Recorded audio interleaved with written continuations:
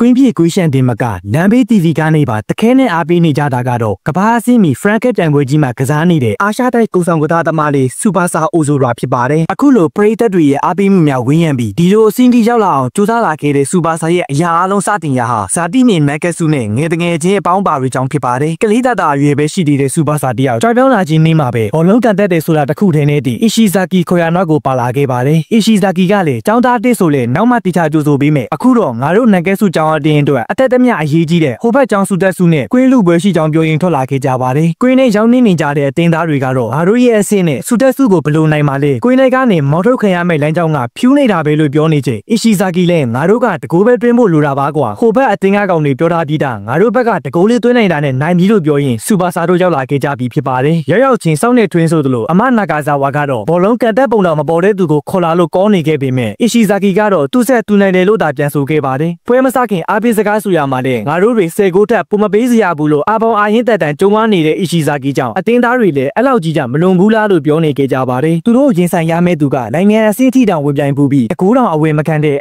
အမကန်ဂူဒမာဘကဘာယာရှိဖြစ်ပြီးအီရှီဇာကီတို့ဘက်မှာတော့အရေးအကြောင်းရောက်မှလေ့ကျင့်ရင်ခြေတိုးသွားတဲ့ကွင်းလေကစားသမားတယောက်ကြောင့်တက်ကွဲမစခင်ကလေးကတက်ပြတ်နေခဲ့ပြီးဖြစ်ပါတယ်။မထူးတော့တဲ့အဆုံစူပါစာကိုပဲဝင်ကစားခိုင်းနေချိန်ဝါကဘာယာရှိတို့တတိုက်ကတော့ရှင်ကန်ဖို့တော်မတန်တဲ့အတင်းနဲ့ကွင်းတိုင်လူရမှာကြောင့်သူ့ရဲ့ဂူဒမာနေရာမှာမိုရီဆာကီကိုဝင်စောဖို့ပြောနေရင်တခွင်းတဲတာရှိတဲ့ဘောလုံးကွင်းလေးစီရောက်လာကြပါတယ်။နှစ်ဖက်အတင်းသားတွေကြားတင်းမာမှုတွေပုံမစိုးလာခင်ကွင်းလူဘက်ကိုစတင်ခဲ့ကြချိန်နိုင်ငံလက်ယူစီအတင်းနဲ့ရက်ခွက်အသေးကန်နေကြတည်းလားတစ်ဖက်သက်ဆန်လို့နေခဲ့ပါတယ်။ဒါပေမဲ့ရှူတက်စုအတင်းရဲ့ကိုပေါက်ကန်တွေချက်တိုင်းကိုတော့စူပါစာတယောက်ခြေထောက်နဲ့တဖုံမျက်နှာနဲ့တလက်အကောင်းဆုံးကာနေခဲ့ပေမဲ့ဇေယျပေါက်တစ်လုံးကိုခွင့်ပြုလိုက်ရပါတယ်။တော်တော်ကိုအခြေအနေဆိုးနေတဲ့နိုင်ငံစုအတင်းသားတွေကြားပေါ်ပေါ်တင်တင်ချီစွမ်းပြနေတဲ့ចောင်းသားအသစ်တွေစူပါစာကိုဝါကဘာယာရှိတယောက်မျက်မှန်တမ်းမိလာပါတယ်။သူစီနဲ့အပြတ်တက်တာနေတဲ့ကွင်းလူကြံပွဲလေးစီနေကနက်မှန်ကြီးကိုအရက်လေးတောက်ရင်လူတယောက်ရောက်လာခဲ့ပြီးပြင်းကြီးကြီးဖို့ဆုံးဖြတ်ခဲ့ပါတယ်။တုံးကိုဥဆောင်ခံရတဲ့အီရှီဇာကီကငါတို့တွေတကိုးလေးပဲလူတာကွာလို့ပြောနေခဲ့တာကြောင့်စူပါစာလေးအေးကွာလို့သာပြန်ပြောပြီးကြံပွဲကိုပြန်စားတင်လာချိန်တစ်ဖက်အတင်းသားစီကနေချော်ပြီးထွက်လာတဲ့ဘောလုံးကစူပါစာစီရောက်လာခဲ့တာကြောင့်ရင်ဘတ်နဲ့အသားရလေးထင်းကလက်ပိုက်ဆောင်နေတဲ့ဂိုဒမာစီကန်လိုက်တဲ့ဘောလုံးကမတင်ထားလောက်တဲ့အမြန်နှုန်းနဲ့ရောက်လာခဲ့ပေမဲ့ဘားတိုင်းကိုသာမှန်သွားခဲ့ပါတယ်။လူတိုင်းဟင်ကနေဟာကနေဖြစ်သွားတဲ့ကန်ချက်ကြောင့်ကြီးနေတဲ့ဦးရေးကြီးတောင်ပြန်ပွဲတွေကိုပို့ပြီးစိတ်ဝင်စားလာပါတယ်။ပထမပိုင်းတစ်ချက်ကြီးချိန်မှာတော့ယိုရှီတယောက်သူ့လူနှစ်ယောက်ကိုစူပါစာနားမှာကတ်ထားဖို့ပြောနေတော့အတင်းသားတွေကလည်းအဲ့ဒီကလေးကန်ကောင်းသွားတာပါကျွန်တော်တို့ကကလေးတွေကိုရှုံးစရာလားလို့ပြောနေခဲ့ပါတယ်။ယိုရှီကတော့မင်းတို့တောက်ပိန်းတွေငါပြောတဲ့အတိုင်းကတ်ထားကြစမ်းပါငါတို့ကတကိုးလေးပေးလိုက်ရတာနဲ့တဲ့အဲ့ဒီကလေးတွေကိုရှုံးသွားမှလို့ပြန်ပြောခဲ့ပြီးပြန်ပွဲစားရင်ဂူဒမားနေရာကိုပါဝင်ကစားဖို့ဆုံးဖြတ်ခဲ့ပါတယ်။မန်ကက်စုဘက်မှာတော့ဘဒူဘောလုံးရစူပါစာစီပေးဆိုတဲ့စူပါစာကိုအထောင်သားဆောဖို့ဆုံးဖြတ်ခဲ့ကြပါတယ်။ဒုတိယပိုင်းပြစတင်လာချိန်မှာတော့အထောင်သားဆောမဲ့စူပါစာကလူပိတ်ခံရတာနဲ့တင်ဘာမှဆက်လို့မရတော့ပဲနောက်တစ်ကိုထပ်ပြီးလိုက်ရပြန်ပါတယ်။ဒါပေမဲ့ဘဏ္ဍကိုပေးရ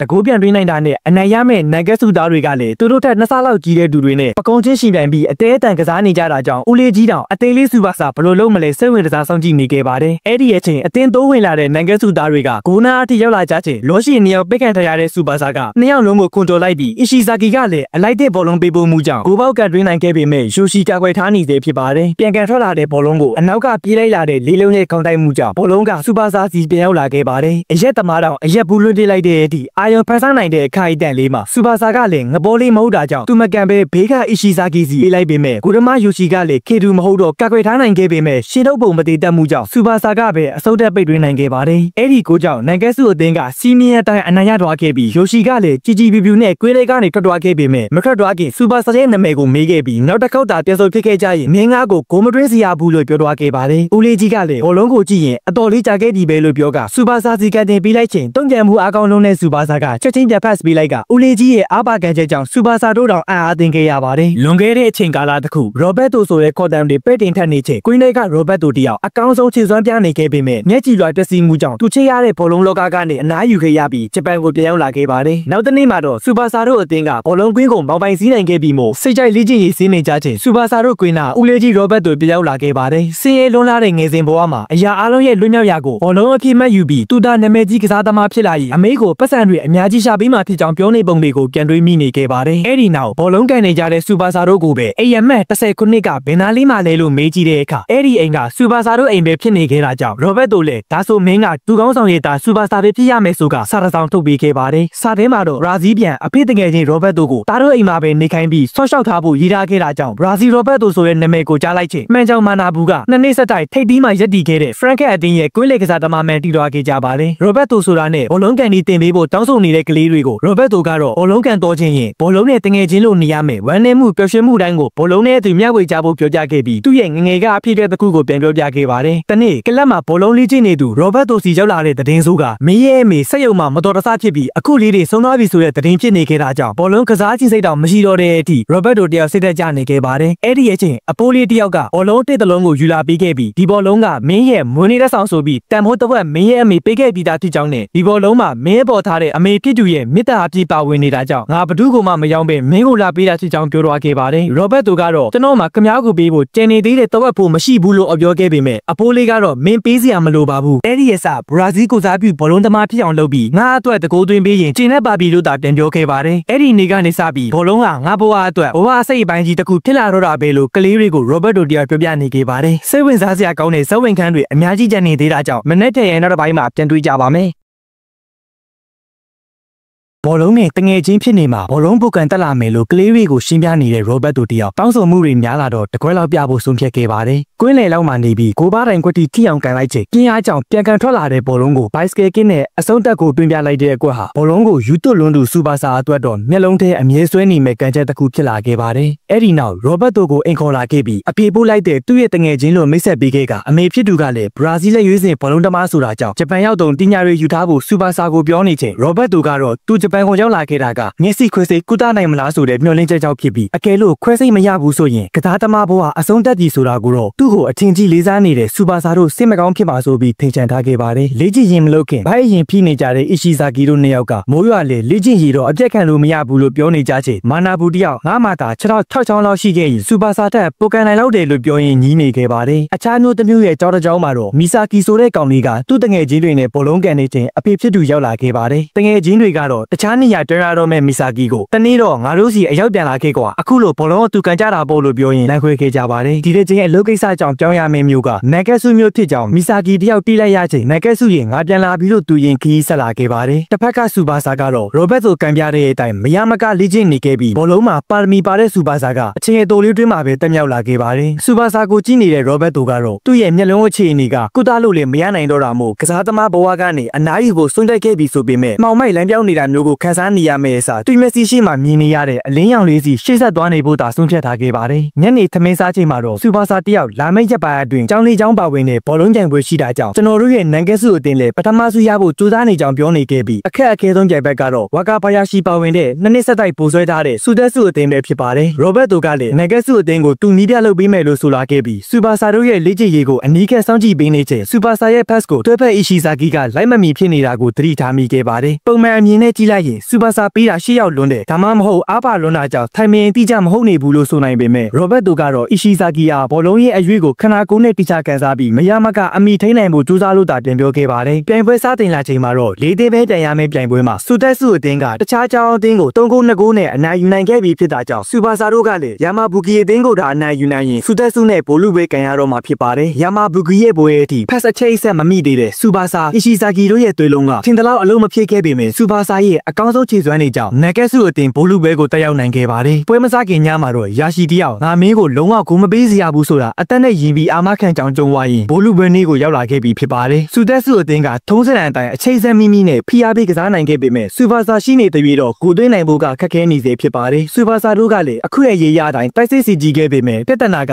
Ishizaki တယောက်စူပါစာရဲ့ flow အတိုင်းမလိုက်နိုင်သေးတာဖြစ်ပါတယ်။သို့ပေမဲ့လေပထမပိုင်းကိုတော့ဂိုးမရှိတဲ့ရည်နဲ့ထိန်းထားနိုင်ခဲ့တာကြောင့်နဂက်စုလိုဖုန်တော်တဲ့ကကြွက်တာအတင်းကစူပါစာရောက်လာတာနဲ့ချက်ချင်းကြီးပြောင်းလဲလာတာကြောင့်စူတက်စုရဲ့ဂုဏ်ဒိတ်ကိုအထိမခံတဲ့ယာရှိတို့တိုက်ကဒုတိယပိုင်းမှာပိုပြီးဖိအားပေးကြဖို့စီစဉ်ခဲ့ကြပါတယ်။ဒုတိယပိုင်းပြစားတင်လာချိန်အထိအချိတ်ဆက်မမိသေးတဲ့စူပါစာတို့တိုက်ပိုင်ပတ်နေချိန်စူတက်စုအတင်းတောင်းငယ်ပေါ်ရရှိခဲ့ကြပါတယ်။တောင်းငယ်ပေါ်ကန်တင်မဲယုံသွားကိုယာရှိတယောက်အချက်လမ်းပြခဲ့တာကြောင့်စူပါစာလည်းဘာလို့ကြမှာလဲဟာလို့တွေးလိုက်မိချိန်မှာပဲကန်တင်လိုက်တဲ့တောင်းကန်ပေါ်ဟာဘယ်သူမှထင်ထားမှမဟုတ်တဲ့ယာရှိစီရောက်သွားခဲ့ပြီးယာရှိရဲ့အားပါပြင်းထန်တဲ့အဝေးကကြောင်အဖွင့်ကိုရရှိခဲ့ကြပါတယ်။ဒီတစ်ချိန်မှာတော့တကိုးသွင်းနိုင်တာနဲ့နိုင်မှာမဟုတ်တဲ့ကြိုင်ပွဲဖြစ်တာ တာကြောင့်အချိန်ဆက်မိအောင်စူးစမ်းပြီးကိုပြန်သွင်းနိုင်ဖို့စူးစမ်းကြချိန်စူပါဆာရဲ့ flow အတိုင်းတိုင်မင်အတီကွတီမိနိုင်ခဲ့ပြီးဆိုပေမဲ့ယုံသွားတယောက်ယုံကြည်ယုံကြံကြံသွားခဲ့ပါတယ်အဲ့ဒီဖက်ထုံမှုကြောင့်ခြေစစ်လွယ်သွားတဲ့အီရှီဇာကီကလူစားမလဲချင်းပဲလဲလိုက်ရပြီးလူစားဝင်လာသူကလည်းစူပါဆာရဲ့ pass တွေနဲ့ဝေးကွာနေစေဖြစ်တာကြောင့်ယိုရှီကတော့ဒီအတိုင်းသာဆိုရင်ငါတို့နိုင်ပြီလို့တွေးနေခဲ့ပါတယ်အီရှီဇာကီကလည်းငါသာဆက်ကစားခွင့်ရသည်စူပါဆာရဲ့ pass ကိုအမိလိုက်ပြီးကိုသွင်းနိုင်လောက်တယ်လို့ကြိတ်ပြောနေချိန်နန်ကက်စုသားတို့ရဲ့တငယ်ချင်းအသင်းပေါ်ဟောင်းမီဆာကီအချိန်မီရောက်ချလာပါတယ်ချက်ချင်းလူစားလဲပြီးဝင်ကစားလာတဲ့မီဆာကီကြောင့်အတင်းသားတွေလည်းတငယ်ချင်းဟောင်းကိုပြန်တွေ့ရလို့ပိုပြီးတက်ကြွလာခဲ့ကြပါတယ်အဲ့အချိန်ကွင်းထဲမှာတခါမှမစုံဘူးပေမဲ့စူပါဆာနဲ့မီဆာကီတို့နှစ်ယောက်ကအမြဲတွဲဆောနေတဲ့လူတွေရဲ့လားတယောက်နဲ့တယောက်စကားတော့မပြောဘဲဘောလုံးကိုရင်ပန်းနဲ့ခံစားရင်အချိတ်ဆက်မိမိကစားနေတာကြောင့်ယူရှီတယောက်စိုးရိမ်စားပြူလာပါ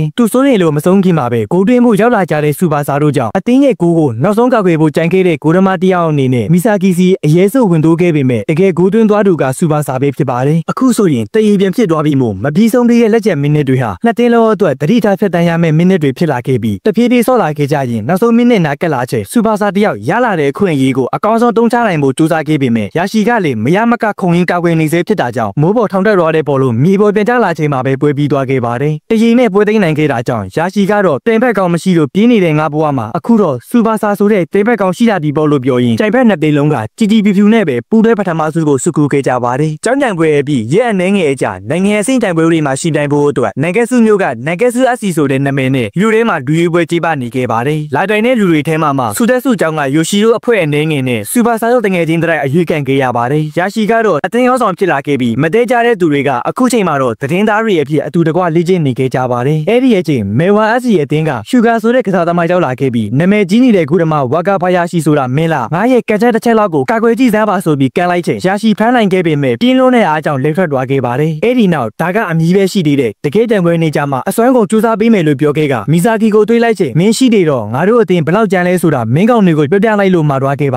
တယ်တကယ်တော့မီဇာကီကမေဝါ FC မှာခဏကစားဖူးတဲ့သူဖြစ်တာမို့ရှူဂါကကျွေးတဲ့ကောင်လိုတန်မာပြီးကက်ချက်တိုင်းကလည်းကြောက်စရာကောင်းတယ်လို့အဆုံးစွန်တိုက်ခိုက်မှုဆိုတာရှူဂါရဲ့ဆောင်ဖို့ဖြစ်ကြောင်းပြောပြနေချိန်ယာရှီကလည်းအားပြင်းစွာတိုက်စစ်စင်နေတဲ့လားသူ့မှာအားပြင်းတဲ့ကန်ချက်တွေရှိနေတာကတော့အမှန်ပဲလို့ဆိုလာပါတယ်နောက်ပြီးမေဝါ FC မှာရှူဂါလိုကစားသမားကိုကြက်မဲ့ထင်းချောင်းပေးနေသူအရန်တော်တဲ့နီးပြခီပါတဲ့ရှိပြီး 6-0 နဲ့နိုင်ခဲ့တယ်ဆိုရင်တောင် 9-0 နဲ့မနိုင်ခဲ့လို့ပြောနေတတ်သူဖြစ်ပြီးနောက်ဆုံးစက္ကန့်အထိမင်းတို့တွေကိုသွင်းနိုင်တဲ့ကြောင့်အမြဲတင်ပေးလေးရှိသူဖြစ်ပါတယ်မီဆာကီရဲ့ပြောစကားတွေကြောင့်မန်ချက်စတာ FC အသင်းသားတွေကသူတို့ထက်အများကြီးပိုတန်မာတဲ့တိုင်ဘက်ကိုရင်ဆိုင်ဖို့တာဆူနေကြပြီဖြစ်ပါတယ်ကမ်းမမြင်လမ်းမမြင်ပင်လယ်ကြီးတဲ့ရွတ်လွင့်သွားလာနေသူတင်မော့ကပတိန်စီရောဘတ်တိုရဲ့စာတစ်စောင်ရောက်လာခဲ့ပါတယ်စာထဲမှာတော့ကပတိန်ရဲ့အကူအညီကိုကျေးဇူးတင်ကြောင်းနဲ့ဘောလုံးမှာပါရမီပါတူစူပါဆာရဲ့ဘောလုံးနဲ့သူကြီးပင်းလာတာကိုစောင့်ကြည့်နေတာကပဲကျွန်တော်မျက်လုံးအတွက်အကောင်းဆုံးကုသမှုတစ်ခုဖြစ်မယ်ထင်တယ်လို့ရေးထားခဲ့ပါတယ်နိုင်ငံစုအသင်းကလည်းတိုင်ဘက်ကောင်းနေရင်ဆိုင်နိုင်ဖို့အတွက်အပြင်းထန်လေ့ကျင့်နေခဲ့ကြပြီးတစ်ဖက်ကမေဝါအသင်းကလည်းနိုင်ငံစုသက်မရောတဲ့လေ့ကျင့်နှုန်းနဲ့အပြိုင်ဆိုင်လေ့ကျင့်နေခဲ့ကြပါတယ်နီးပြခီရာကနိုင်ငံစုဘက်မှာမင်းပြောတဲ့ပါရမီရှင်ဂိုဒမာရောငါတို့ရဲ့မီဆာကီရောရှိနေတော့ဝင်မှာမဟုတ်ကြောင်းပြောနေခဲ့ပေမဲ့ဘယ်အတင်းပဲလာဒီနေ့ရဲ့နိုင်ငံအဆင့်ချန်ပီယံစုကိုသူတို့အသင်းကပဲတေချာပေါက်ယူမှာလို့ပြောနေတဲ့ဟျူဂါကြောင့်ခီရာလေးကျင်းတဲ့ပီတီဖြစ်နေခဲ့ပါတယ်နိုင်ငံစုရဲ့စူပါဆာမီဆာကီတို့ရဲ့သွေးလုံးနဲ့အပြိုင်မေဝါအသင်းရဲ့ဟျူဂါထကာရှီတို့သွေးလုံးတို့ရဲ့အားပြိုင်မှုကမကြခင်စလာတော့မှာဖြစ်ပါ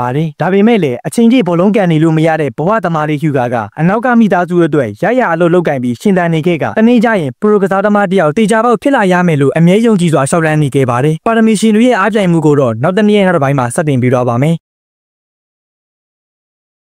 နိုင်ငံအဆင့်တန်ပွဲတွေစီတွားရောက်ရှင်ပြိုင်နိုင်ဖို့အတွက်မျိုးနယ်အသင်းတွေကြားမှာရှင်ပြိုင်မှုတွေစတင်နေပြီဖြစ်ပါတယ်။ဝင်ရောက်ရှင်ပြိုင်နေတဲ့နိုင်ငံစု FC အသင်းကမတဲ့သူနဲ့ရှူတက်စုကြောင်းနဲ့နိုင်ငံစုတောင်ကကစားသမားတွေနဲ့ဖွဲ့စည်းထားတာမို့တည်တဲ့သားတွေဖြစ်နေပြီးတိုင်အောင်စီယုံညီညွတ်မှုတော့မရှိသေးတာကြောင့်အခြေဆက်လုပ်ရမှာခက်ခဲနေခဲ့ပါတယ်။ယုံသွားတာကီတို့ကစူပါဆာတို့ကိုဘောလုံးပေးခြင်းစိတ်မရှိနေတာကိုသတိထားမိလာတဲ့စူပါဆာကဒီအတိုင်းသာဆိုရင်အရှုံးနဲ့ရင်ဆိုင်သွားရနိုင်တာကြောင့်အသင်းသားချင်းချင်းဝင်လူပြီးတကူတော်ဆွမ်းပြကအနိုင်ကိုသွင်းယူပေးနိုင်ခဲ့ပါတယ်။နောက်တစ်ပွဲမစမီရပိုင်းအတွင်းမှာတော့ဘောလုံးတော်နေတဲ့စူပါဆာကိုရောဘတ်တိုကတကူကောင်းဆန်တယ်လို့အမြင်ခံရရင်တော့အနည်းဆုံးတော့မင်းသွင်းပေးခဲ့တဲ့ကူကအနိုင်ကိုယူဆောင်ပေးလာနိုင်ခဲ့တာပဲလေလို့အားပေးနေခဲ့ပေမဲ့ဒီလိုတိုင်းသာဆက်ဖြစ်နေရင်အတင်းရဲ့အခြေအနေကပိုဆိုးနိုင်လာတယ်လို့သာပြန်ဖြေခဲ့ပြီးဝါကာဘယာရှိစီထွက်လာခဲ့ပါတယ်။အကြောင်းတုံးကိုတဘောပေါက်သွားတဲ့ယာရှိကလည်းနိုင်ငံအဆင့်တိုင်ပွဲတွေမှာဝင်ပြိုင်ဘူးတဲ့သူ့လူတွေကလူတစ်လေးစူပါဆာကိုဘောလုံးပေးဖို့လက်တော့နေနိုင်တာကတဘာဝပဲတစ်ကြောင်းပြောကစူပါဆာမင်းကမင်းရဲ့ပုံစံအတိုင်းပဲဆက်စောနေအတင်းညီညွတ်ရေးကိစ္စကငါးတာဝင်ထားလိုက်ဖို့ပြန်ပြောခဲ့ပါတယ်။အဲ့ဒီနောက်သူ့လူတွေကိုစူ ပါစာရဲ့ပြင်းပြတဲ့စိတ်ဆန္ဒကိုငါမြင်နေရတာကြောင့်မင်းတို့တွေသူ့ကိုပို့ပြီးတောက်ပလာအောင်ပံ့ပိုးပေးလိုက်ဖို့ပြောပြနေခဲ့ပါတယ်နောက်ထပ်တံပွဲစတင်လာချိန်မှာတော့စူပါစာတို့နဲ့စူသက်စုသားတွေကြားမှာတိကျတဲ့အချိတ်အဆက်တွေမိလာခဲ့တာကြောင့်ပွဲစပြီးတိတ်မကြခင်မှာပဲဥဆောင်ကူရရှိခဲ့ကြပါတယ်အလောင်းနဲ့တင်မပြီးသေးပဲစူပါစာလိုကစားသမားကိုအသွေးအကြုံရှိတဲ့ထာကီတို့လိုလူတွေကဝင်းရံကစားပြီးနေတော့ခဏလေးအတွင်းမှာတင်တကိုးပြီးတကိုးတူရင်6-0နဲ့အနိုင်ယူနိုင်ခဲ့ကြတာကြောင့်ရောဘတ်တို့လည်းနောက်ဆုံးတော့ညီညွတ်စွာစနစ်ကျနေတဲ့အသင်းတစ်သွားပြီပေါ့လို့ပြောနေခဲ့ပါတယ်အခုဆိုရင်နန်ကက်ဆူ FC အသင်းကနောက်ဆုံးကြံတဲ့အသင်းကိုအနိုင်ရရင်သူတို့သွားကျင်နေတဲ့နိုင်ငံအဆင့်တံပွဲတွေစီသွားနိုင်တော့မှာဖြစ်ပြီးအခုရင်ဆိုင်ရမယ့်အသင်းကထူးချွန်ကစားသမားတွေမရှိပေမဲ့အသင်းလိုက်အကောင့်နဲ့အသင်းဖြစ်တာကြောင့်ခက်ခဲမဲ့တံပွဲဖြစ်မှတေချာနေခဲ့ပါတယ်တကယ်တမ်းပွဲစားတင်လာချိန်မှာလည်းတယောက်ချင်းလူကတ်နေခဲ့တာကြောင့်ဘောလုံးပေးဖို့မှုကိုခက်ခဲစေခဲ့ပြီးဘောလုံးရတာနဲ့တိုက်စိတ်ဆင်ခဲ့ကြပါတယ်ဝါကာဘာယာရှီတယောက်တည်းဖိအားများနေမှာဆိုပြီးအသင်းလိုက်ဖြတ်ဖို့ကြိုးစားနေတဲ့အီရှီဇာဂီကြောင့်ယာရှီနဲ့အီရှီဇာဂီတို့အချင်းချင်းတိုက်မိကုန်ကြပါတယ်ဂိုးတော့မပေးခဲ့ရပေမဲ့ယာရှီကတော့6တောက်တန်ရအကြီးအကျယ်ရသွားခဲ့ကလူစားထိုးလိုက်ရပါတယ်ဂိုးပေးရမှာဆိုပြီးလိုက်သားခဲ့ပေမဲ့သူ့ကြောင့်နဲ့ယာရှီနားလိုက်ရတာကြောင့်အိုကိုဖိအားတွေအသင်းပေးကကစားနေသူအီရှီဇာဂီကိုပုံမှန်ပဲဆော့ဖို့ယာရှီကိုယ်တိုင်ပြောယူနေခဲ့ရပါတယ်အဲ့ဒီအချိန်တစ်ဖက်အသင်းကလည်းအခွင့်ကောင်းယူပြီးဥဆောင်ကူသွင်းနိုင်ခဲ့ကပထမပိုင်းကို2-0နဲ့အဆုံးသတ်နိုင်ခဲ့ပါတယ်ခဏနားနေကြချိန်အီရှီဇာဂီတယောက်ဒုတိယပိုင်းမှာသူ့ကိုလူသားထိုးလိုက်ဖို့ပြောလာခဲ့ပြီးသူ့ကြောင့်အားကိုးရတဲ့ယာရှီနားလိုက်ရတဲ့အပြင်တစွတ်ထိုးလုံးပြီးလို့လင်းဟာသွားတဲ့နေရာကနေဂိုးပေးလိုက်ရတာတွေကြောင့်ပုဂ္ဂိုလ်ကိုစိတ်ပြတ်မိကြောင်းဆိုလာပါတယ်နီးပြကတော့အီရှီဇာဂီရဲ့ခံစားချက်ကိုနားလေပေမဲ့မင်းကိုအစားထိုးဖို့အစီအစဉ်ငါမှမရှိနေဘူးလို့ပြောကမင်းတို့အားလုံးယာရှီကိုနိုင်ငံအဆင့်တံပွဲစီခေါ်သွားပေးနိုင်အောင်ကြိုးစားကြလို့သာခွန်အားပေးခဲ့ပြီးဒုတိယပိုင်းစတင်ချိန်ကိုပြန်လည်ရောက်ရှိလာခဲ့ပါတယ်ပြန်ပွဲစားလာချိန်ကိုယ့်ရဲ့တိုက်စစ်နေရာကိုစွန့်ပြီးခန်းစင်းမှာတွားနေတဲ့စူပါစာကိုဘယ်သူမှနားမလည်နိုင်ခဲ့ကြပေမဲ့စူပါစာကတော့တိုက်စစ်ဖြစ်ဖြစ်ခန်းစစ်ဖြစ်ဖြစ်ရလာတဲ့အခွင့်အရေးကိုအမေးအရယူပြီးအနိုင်ယူမဲ့လို့သာတွေးတော့ရင်တစ်ဖက်ရဲ့တိုက်စစ်တက်သွားလာတဲ့တပြိုင်နက်ခန်းစစ်ကနေစပြီးတိုက်စစ်စင်ဖို့ပြည်သက်လာခဲ့ကြပါတယ်တည်င်းသားလို့ရဲ့အချိတ်ဆက်မိမိလှုပ်ဆောင်သွားမှုကြောင့်ချီပကိုရရှိနိုင်ခဲ့ကြပြီးတရီမတ်မဟုတ်ပဲအနိုင်ကန်မဲ့နန်ကက်စုအသင်းကခေါင်းဆောင်ရရှိရဲ့လမ်းညွှန်မှုနေရာမှာစူပါစာအစားထိုးဝင်ရောက်ထင်းချောင်းပေးနိုင်မှုတို့ဟာနန်ကက်စုကိုအနိုင်ရစေခဲ့ပါတယ်ဒုတိယပိုင်းမှာတင်တွန်းကိုတွင်းထားတဲ့နန်ကက်စုအသင်းကခရီးဝမ်နဲ့အနိုင်ရခဲ့ကြပေမဲ့ရရှိရဲ့အခြေအနေကထင်ထားတာထက်ပိုဆိုးနေခဲ့ပါတယ်6တောက်တန်ရာကြောင့်ကစားပွဲတွေနဲ့ခဏတာဝေးကွာနေတော့မဲ့ရရှိကဒီအသင်းကိုငါမရှိနေရင်ငါကူစားအကောင်းဆုံးထိန်းပေးနိုင်သူကမင်းပဲလို့ဆိုကစူပါစာကိုအသင်းကောင်းဆောင်လက်ပတ်ပေးခဲ့ပြီးနိုင်ငံအဆင့်ကြံပွဲမှာမေဝါအသင်းကဟီဂါကိုငါအနိုင်ယူမှာမလို့အဲ့မတိုင်ကြီးအထိတော့လုံးဝမရှုံးစီဖို့မာနေခဲ့ပါတယ်တိုကျိုကအဆင့်မြင့်တံပွဲတွေမှာကျင်းပတော့မဲ့နိုင်ငံအဆင့်တံပွဲတွေစီလေလုံးမာနာဘူးနဲ့အမနာဂါဆာဝါတို့လည်းကြုံရကားဝင်စီရင်လိုက်လာခဲ့ကြပါတယ်တိုကျိုရောက်နေကြတဲ့စူပါစာတို့ကတော့နိုင်ငံတော်ဝန်ကအကောင်းဆုံးပါဆိုတဲ့အသင်းတွေနဲ့ရင်ဆိုင်ရမှာမို့စိတ်လှုပ်ရှားနေကြချိန်အမွာညီကိုနှစ်ယောက်နဲ့ဆုံခဲ့ကြပြီးငါတို့ကဟာနာဝါအသင်းကလို့ပြောသွားခဲ့တာကြောင့်ဒီအမွာနှစ်ယောက်ရဲ့ချိတ်ဆက်ကတော့ကြောက်စရာကောင်းအောင်ကောင်းနေမှာပဲလို့ပြောနေခဲ့ကြပါတယ်နိုင်ငံအဆင့်ကိုတက်ရောက်လာခဲ့ကြတဲ့48တင်သောအသင်းတွေကပြိုင်ပွဲတွေမစတင်ခင်မိတ်ဆက်ဘူးအရေးလုံးမှာဖြစ်လို့ကိုစီအသင်းဆိုင်ဘုတ်တွေကိုဂိုင်းဆောင်ရင်းစောင့်နေကြချိန်ရရှိမပါဝင်တဲ့နန်ကက်စုကအလက်ကားပါကွာလို့ဟျူဂါတယောက်ပြောလာခဲ့ပါတယ်အတင်းတိုင်းကွင်းထဲကိုရောက်လာချိန်မှာတော့ပွဲစဉ်စီအားကိုကြီးညာခဲ့ပြီးပုံမှန်အတိုင်းအုပ်စုတွေခွဲကတစ်စိချင်းတက်လာတဲ့အသင်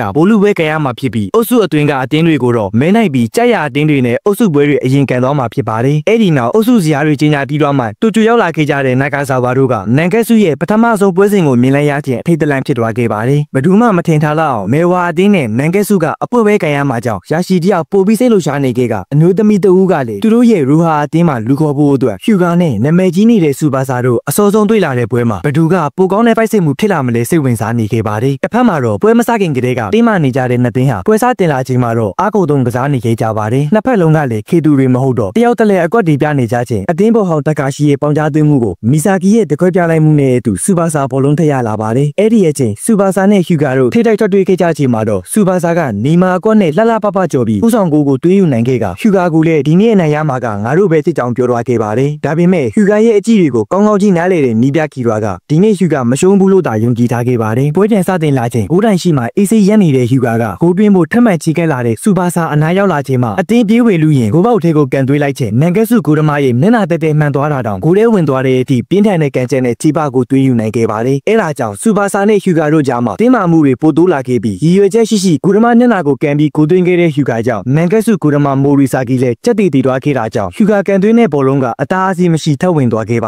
တယ်ဒီပုံစံတိုင်းနာဆိုရင်ဒီကိုရမတော့ဆက်ကစားဖို့မဖြစ်နိုင်တော့ဘူးလို့ရိုဘတ်တို့တယောက်ပြောနေခဲ့ပြီးဟျူဂါတို့ကလည်းရှေ့လျှောက်အဲ့ဒီကိုရမငကြောက်ဖြစ်နေတော့မှမို့ဒီဘဲကိုအနိုင်ကန်ကြဖို့ပြောနေခဲ့ပါတယ်ဒုတိယပိုင်းပဲစားတင်လာချိန်ကြောက်နေတဲ့ကိုရမကိုသာစူပါစာကအနောက်ထိဆင်းပြီးကာကွယ်နေခဲ့ကမရမကကာပြီးတိုင်းလေအမြဲပြင်းပြနေတာတွေကိုကြည့်ရင်မိုရီဆာကီလည်းငါရအောင်ကာကွယ်မှဖြစ်မယ်ဆိုတဲ့အတွေးတွေစဝင်လာပါတယ်စူပါစာတို့ကလည်းအခွင့်အရေးရတိုင်းတိုက်စစ်စင်နေခဲ့ကြပြီးအီရှီဆာကီခေါင်းခုံတက်ရာကနေ ပြတ်သွားတဲ့ဘောလုံးကိုမေဝါဘက်ကတိုက်စစ်ပဲစင်လာချိန်မှာတော့မိုရီဆာကီတယောက်ကြောက်ထိတ်ကိုတွန်းလှန်နိုင်ခဲ့ပြီးဖြစ်ပါတယ်။အဲ့ဒီနောက်စူပါဆာရဲ့ခေါင်းထဲဝင်တိုက်ပြီးခနာကိုလှည့်လိုက်တဲ့အတွက်ကြောင့်တစ်ဖက်ကိုနာအတီရောက်လာခဲ့ပြီးဟျူဂါတားနေတဲ့ဂျာကနေပဲချီပါကိုတွေးယူနိုင်ခဲ့ကတစ်ဖက်နှစ်ကိုးစီနဲ့တည်ရင်နေသားကိုရောက်လာခဲ့ပြီးဖြစ်ပါတယ်။ပွဲပြီးဖို့ကလည်းတိတ်မလို့တော့တာကြောင့်ဟျူဂါလည်းပွဲကြံစတာနဲ့ထုံးစံအတိုင်းအားပြင်းတဲ့အဝေးကစ်နဲ့ဂိုတွင်းနိုင်မှုကြိုးစားခဲ့ပေမဲ့တိုင်မှန်ပြီးပြန်ကန်ထွက်လာတဲ့ဘောလုံးနောက်ကိုလိုက်ရင်စူပါဆာနဲ့ဟျူဂါတို့ထိတိုက်ထပ်တွေ့ခဲ့ကြပါတယ်။စူပါဆာကအတင်းလဲပိတ်နေခဲ့တာကြောင့်အချိန်တွေပဲကုန်လာခဲ့ပြီးအရာမတင်ဖြစ်နေချိန်ကန်ကောင်းပြီးဖျက်ထုတ်နိုင်လိုက်တဲ့စူပါဆာတယောက်ကန်ဆိုးချင်တော့အနောက်ကထက်ကာရှိဝေကန်သွားခဲ့က3ဂိုး2ဂိုးနဲ့ပွဲပြီးကနေမှကတ်ရှုံသွားခဲ့ပါတယ်။ဟျူဂါကတော့နိုင်သွားခဲ့ပေမဲ့ငါရဲ့နောက်ဆုံးကတ်ချက်ကိုစူပါဆာသားစီးနိုင်လိုက်တယ်လို့တွေးနေချိန်ရိုဟိုအတင်းကအမျိုးသမီးရောက်လာခဲ့ကသူတို့အတင်းရဲ့အတွက်တိုက်စစ်မှုအဖြစ်ကန်လဲချင်ကြောင်စကားလမ်းကြောင်းခင်းလာခဲ့ပြီးမင်းကအ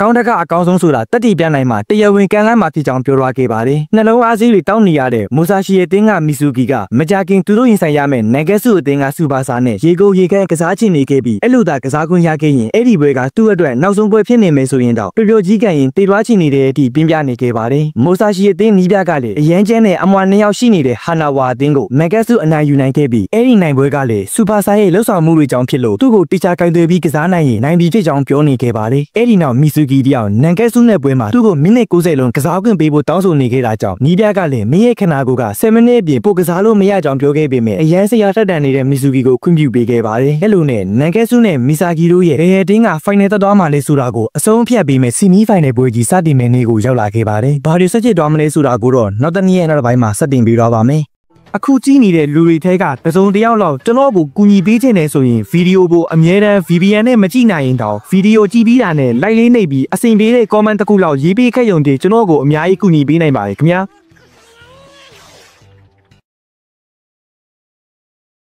ဒီနေ့စီနီဖိုင်နယ်ပွဲကိုနိုင်မဖြစ်မဲ့နှစ်သင်းလုံးကပညာကုန်ထုတ်တုံးကအနိုင်နဲ့ကွင်းထဲကနေထွက်တော့မှဖြစ်ကြောင်းစကားစစ်အရင်ထိုးနေခဲ့ကြပြီးဘဒူကကြာဘဒူကတမင်လေးဆိုတာသိရတော့မဲ့ပွဲကိုစတင်ခဲ့ကြပါတယ်နှလုံးအားနဲ့နေတဲ့မီဆူကီကအချိန်မဆွဲပဲသူတက်ကြွနေတော့ကိုရနိုင်တဲ့လောက်တွင်ထားဖို့ပွဲစကလေးကဖိအားပေးကစားနေခဲ့ပြီးနန်ဂက်ဆုအသင်းကလည်းထက်ချက်မကွာလိုက်နေခဲ့ကြပါတယ်ပွဲစကလေးကအထာမထားပဲစောနေကြတဲ့မီဆူကီတို့ဟာအရှိဇာကီနဲ့တယောက်ချင်းကြော်ပြတ်ဖို့ကြိုးစားရင်ကိုရှိကိုလမ်းတင်ပေးလိုက်တဲ့ဘောလုံးကိုနန်ဂက်ဆုကိုတမမိသွားတဲ့အချိန်မှသာတိုက်စစ်အချိန်ခဏရက်သွားခဲ့ကြပြီးနန်ဂက်ဆုအသင်းလည်းအဲ့တော့မှပဲတက်တင်ချနိုင်ခဲ့ကြပါတယ်။အော်ရှာလောက်ဆရာကောင်းတဲ့မီဆူကီရဲ့စွမ်းရည်ကြောင့်မူဆာရှီအသင်းကပွဲကိုထိချုပ်ထားနိုင်ခဲ့ပြီးနန်ဂက်ဆုအသင်းကတော့ခံစစ်မှာပဲအသေးအတန်ရုန်းကန်နေခဲ့ရပါတယ်။မီဆူကီရဲ့စွမ်းကုန်ကစားနေတော့သူ့ရဲ့မိဘတွေကသူတို့သားအတွက်စိတ်ပူနေခဲ့ကြပြီးရောဘတ်တိုကလည်းမီဆူကီကတကယ်တော်တဲ့ကစားသမားပဲတယောက်တည်းနဲ့စူပါဆာနဲ့မီဆာကီတို့တွဲလုံးကိုထိန်းထားနိုင်ကြောင်းကြီးကျူးနေခဲ့ပါတယ်။ဒီပွဲကနန်ဂက်ဆုနဲ့မီဆူရှီတို့ပွဲဆိုတာထက်ကပတိန်2ယောက်ရဲ့အားပြိုင်မှုလို့ပြောရင်ပုံမှန်နိုင်တဲ့အထိအတင်းကောင်းဆောင်2ယောက်ကြားအပြိုင်ဆိုင်ကစားနေကြချေစူပါဆာရဲ့တတောင်နဲ့မီဆူကီရဲ့ရင်ဘတ်ကိုစောင့်မိသွားခဲ့ပါတယ်။မီဆူကီတခုခုဖြစ်သွားတာကိုသတိထားမိလိုက်ပေမဲ့ဂိုတွင်းနိုင်ဖို့အရေးကြီးနေတဲ့စူပါဆာကရှေ့ကိုပြေးသက်သွားခဲ့ကမီဆူကီကတော့တေမတက်ခန်းစားရင်ကြံနေခဲ့ပါတယ်။ဖြစ်ချင်တော့စူပါဆာတို့ကလည်းထိုင်မင်မတိကြမှုကြောင့်ဂိုးအဖြစ်ပြောင်းလဲနိုင်ခဲ့ခြင်းမရှိခဲ့ကြပဲ။ယောဂကြောင့်ရှုံးခဲ့ရတယ်ဆိုတာမျိုးမဖြစ်ချင်တဲ့မီဆူကီကလည်းချက်ချင်းတိုက်စစ်ဆင်နိုင်ဖို့ကြိုးစားလာပါတယ်။သူ့ထက်ခန္ဓာကိုယ်နှစ်ဆလောက်ကြီးတဲ့နန်ဂက်ဆုခက်စစ်သမားကိုလှလှပပကြော်လာခဲ့ပြီးသူ့ရဲ့လမ်းမှာလာပိတ်သမျှအတားအဆီးတိုင်းကိုကြော်လွှားရင်ကန်တွင်းလိုက်တဲ့ဘောလုံးဟာဥဆောင်ကူဖြစ်လာစေခဲ့ပါတယ်။စူပါဆာကတော့မီဆူကီနဲ့ကစားရတာကိုပျော်နေခဲ့ပြီးမီဆူကီဘလောက်တော့ဘောလုံးဆိုတာ17ယောက်ညီညွတ်စွာကစားရကြောင်းပြောရင်ဆက်လက်ရှိပြိုင်နေခဲ့ကြပါတယ်။စူပါဆာတို့တိုက်စစ်ပဲစီလာချိန်မှာတော့တိုင်ဘက်အကြောင်းတိကျနားလေတဲ့မီဆူကီကစူပါဆာကိုပဲအဓိကပိတ်ခိုင်းထားခဲ့ပြီးစူပါဆာလွတ်မရအောင်ပိတ်ခံထားရချိန်မှာတော့မီဆာကီကလည်းမတူးဆက်ကီကိုဆွဲပြလာခဲ့ကရှေ့ကိုဆက်တိုးလာပါတယ်။အဲ့အချိန်မီဆာကီကန်စစ်ကိုထိုးပေါက်နိုင်လာတော့စူပါဆာကိုပိတ်နေတဲ့သူတချို့ကမီဆာကီကိုထိန်းဖို့ထွက်လာကြချိန်မီဆာကီကတော့စူပါဆာစီပေးခွင့်ရသွားခဲ့ပြီးဖြစ်ပါတယ်။ဒါပေမဲ့စူပါဆာကိုပြီးနေဆိုတ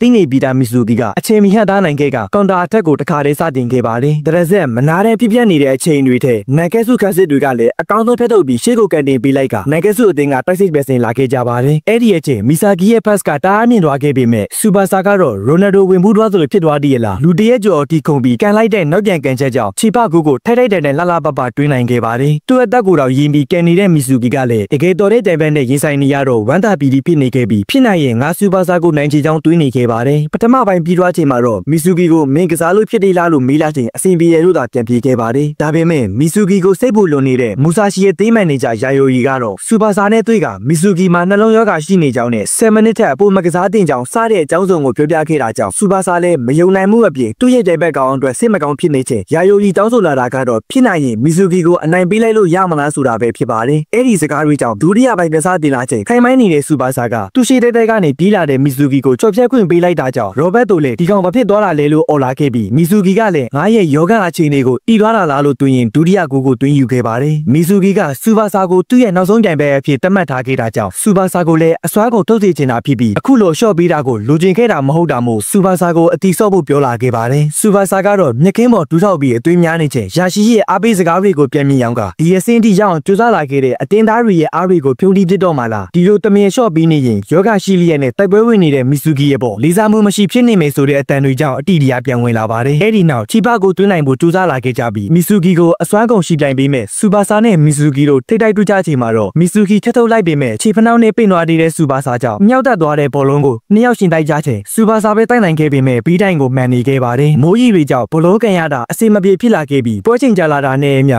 မီဆူဂီရဲ့နှလုံးအခြေအနေကလည်းပိုဆိုးလာပါတယ်စူပါဆာကတော့ဂိုးသွင်းနိုင်ဖို့အတွက်တက်တက်ကြွကြွကစားနိုင်နေတုန်းဖြစ်ပြီးကပတိန်နှစ်ယောက်ထိတ်တိုက်တွေ့ကြချိန်မှာလည်းစူပါဆာပဲအနိုင်ရနိုင်ခဲ့တာကြောင့်ဒီတစ်ခါစူးစမ်းမှုမှာတော့ဂိုးသွင်းနိုင်သွားခဲ့ပြီးတစ်ဖက်နှစ်ဂိုးစီတရေကျနေပြီဖြစ်ပါတယ်စူပါဆာတို့ပြောလို့မဆုံးခင်မှာပဲမီဆူဂီတယောက်မြစ်ခင်းပေါ်လေးကျသွားခဲ့ပါတယ်အချိန်ခဏလောက်အာယူပြီးပြန်ထလာတဲ့မီဆူဂီကသူ့ရဲ့အခြေအနေအမှန်ကိုအားလုံးရှိမှပွင့်ချခဲ့ကမူဆာရှီအတင်းသားတွေကိုလည်းငါမင်းတို့နဲ့အတူပွဲပြီးတဲ့အထိစက်ကစားမှဖြစ်ကြောင်းစူပါဆာကိုလည်းမင်းနဲ့ငါရဲ့ရှင်တိုင်မှုကမပြေသေးကြောင်းပြောနေခဲ့ပါတယ်အဲ့ဒီအချိန်မီဆူဂီရဲ့အဖေကသူ့ရဲ့သားကိုအကောင်းဆုံးစူးစမ်းဖို့အော်ပြောလာခဲ့ပြီးနီးပြကလည်းလူသားလေးချင်းကိုဖျက်သိမ်းခဲ့ကစူပါဆာကလည်းမီဆူဂီကိုလေးစားမှုပြတဲ့အနေနဲ့ငါတို့လည်းအစွမ်းကိုကန်ကြဖို့ပြောနေခဲ့ပါတယ်9မိနစ်တာကျန်တော့တဲ့အချိန်အတွင်းနှစ်ဖက်အတင်းသားတွေလည်းအနိုင်ရရှိဖို့အတွက်နောက်ဆုံးအချိန်အထိစူးစမ်းနေခဲ့ကြပြီးအားနည်းနေတဲ့မီဆူဂီကတော့စူပါဆာကိုတားနိုင်စွမ်းမရှိတော့ပဲမူဆာရှီအတင်းသားတွေကောင်းလို့သာဂိုးမပေးခဲ့ရတာဖြစ်ပါတယ်ဘောလုံးတင်ရလာကြတဲ့မူဆာရှီအတင်းသားတွေလည်းသူ့ကိုပေးဖို့တောင်းဆိုနေတဲ့အတင်းကောင်းဆောင်စီကန်တင်ပေးခဲ့ကမီဆူဂီကလည်းခြေတလန်းလန်းတိုင်းပူပူအောင်းနေတဲ့နှလုံးကိုခဏမိထားပြီးနိုင်ကစုခက်စီရဲ့အသားအစီတိုင်းကိုမရမကကြော်ဖြတ်လာခဲ့ကလိုအပ်နေတဲ့ဂိုးကိုအတက်နဲ့ယင်ပြီးတွင်းနိုင်ခဲ့ပါတယ်အခုဆိုရင်2မိနစ်အတွင်းပွဲပြီးတော့မှမို့စူပါဆာတို့အတွက်အရန်ရေးကြီးတဲ့အချိန်ကိုရောက်လာခဲ့ကစူပါဆာကိုလည်းအုပ်လိုက်ကြီးဝဲပိတ်နေတာကြောင့်ရွေးချယ်စရာမရှိတော့တဲ့အဆုံးမိုးပေါ်ထောင်ကန်ပြီးဘက်ဖလစ်နဲ့ဖြစ်တယ်လို့ကန်လိုက်တဲ့အချိန်ဂိုးစီမဟုတ်ပဲမီဆူဂီစီဦးတီလာနေတဲ့ဘောလုံးကိုမီဆာဂီရဲ့အချိန်ခက်ကောင်းတိုင်းမှုကြောင့်ပွဲပြီးကနေမှချီပကူရရှိခဲ့ကြပါတယ်ဒါပေမဲ့ပွဲပြီးဖို့ကစက္ကန့်ပိုင်းလောက်လိုသေးတာကြောင့်ပွဲပြန်စားလာချိန်ကျန်နေသေးတဲ့စက္ကန့်ပိုင်းလေးမှတော့စူပါဆာတယောက်ကွင်းလေကနေလက်ခံလိုက်တဲ့ဘောလုံးကဂိုးထဲတန်းဝင်သွားခဲ့က၄ဂိုး3ဂိုးဆိုတဲ့ရလဒ်နဲ့ထူးထူးဆန်းဆန်းကြီးအနိုင်ရခဲ့ကြပါတယ်ပွဲပြီးသွားချိန်မှာတော့စူပါဆာနဲ့မီဆူဂီတို့နှစ်ယောက်က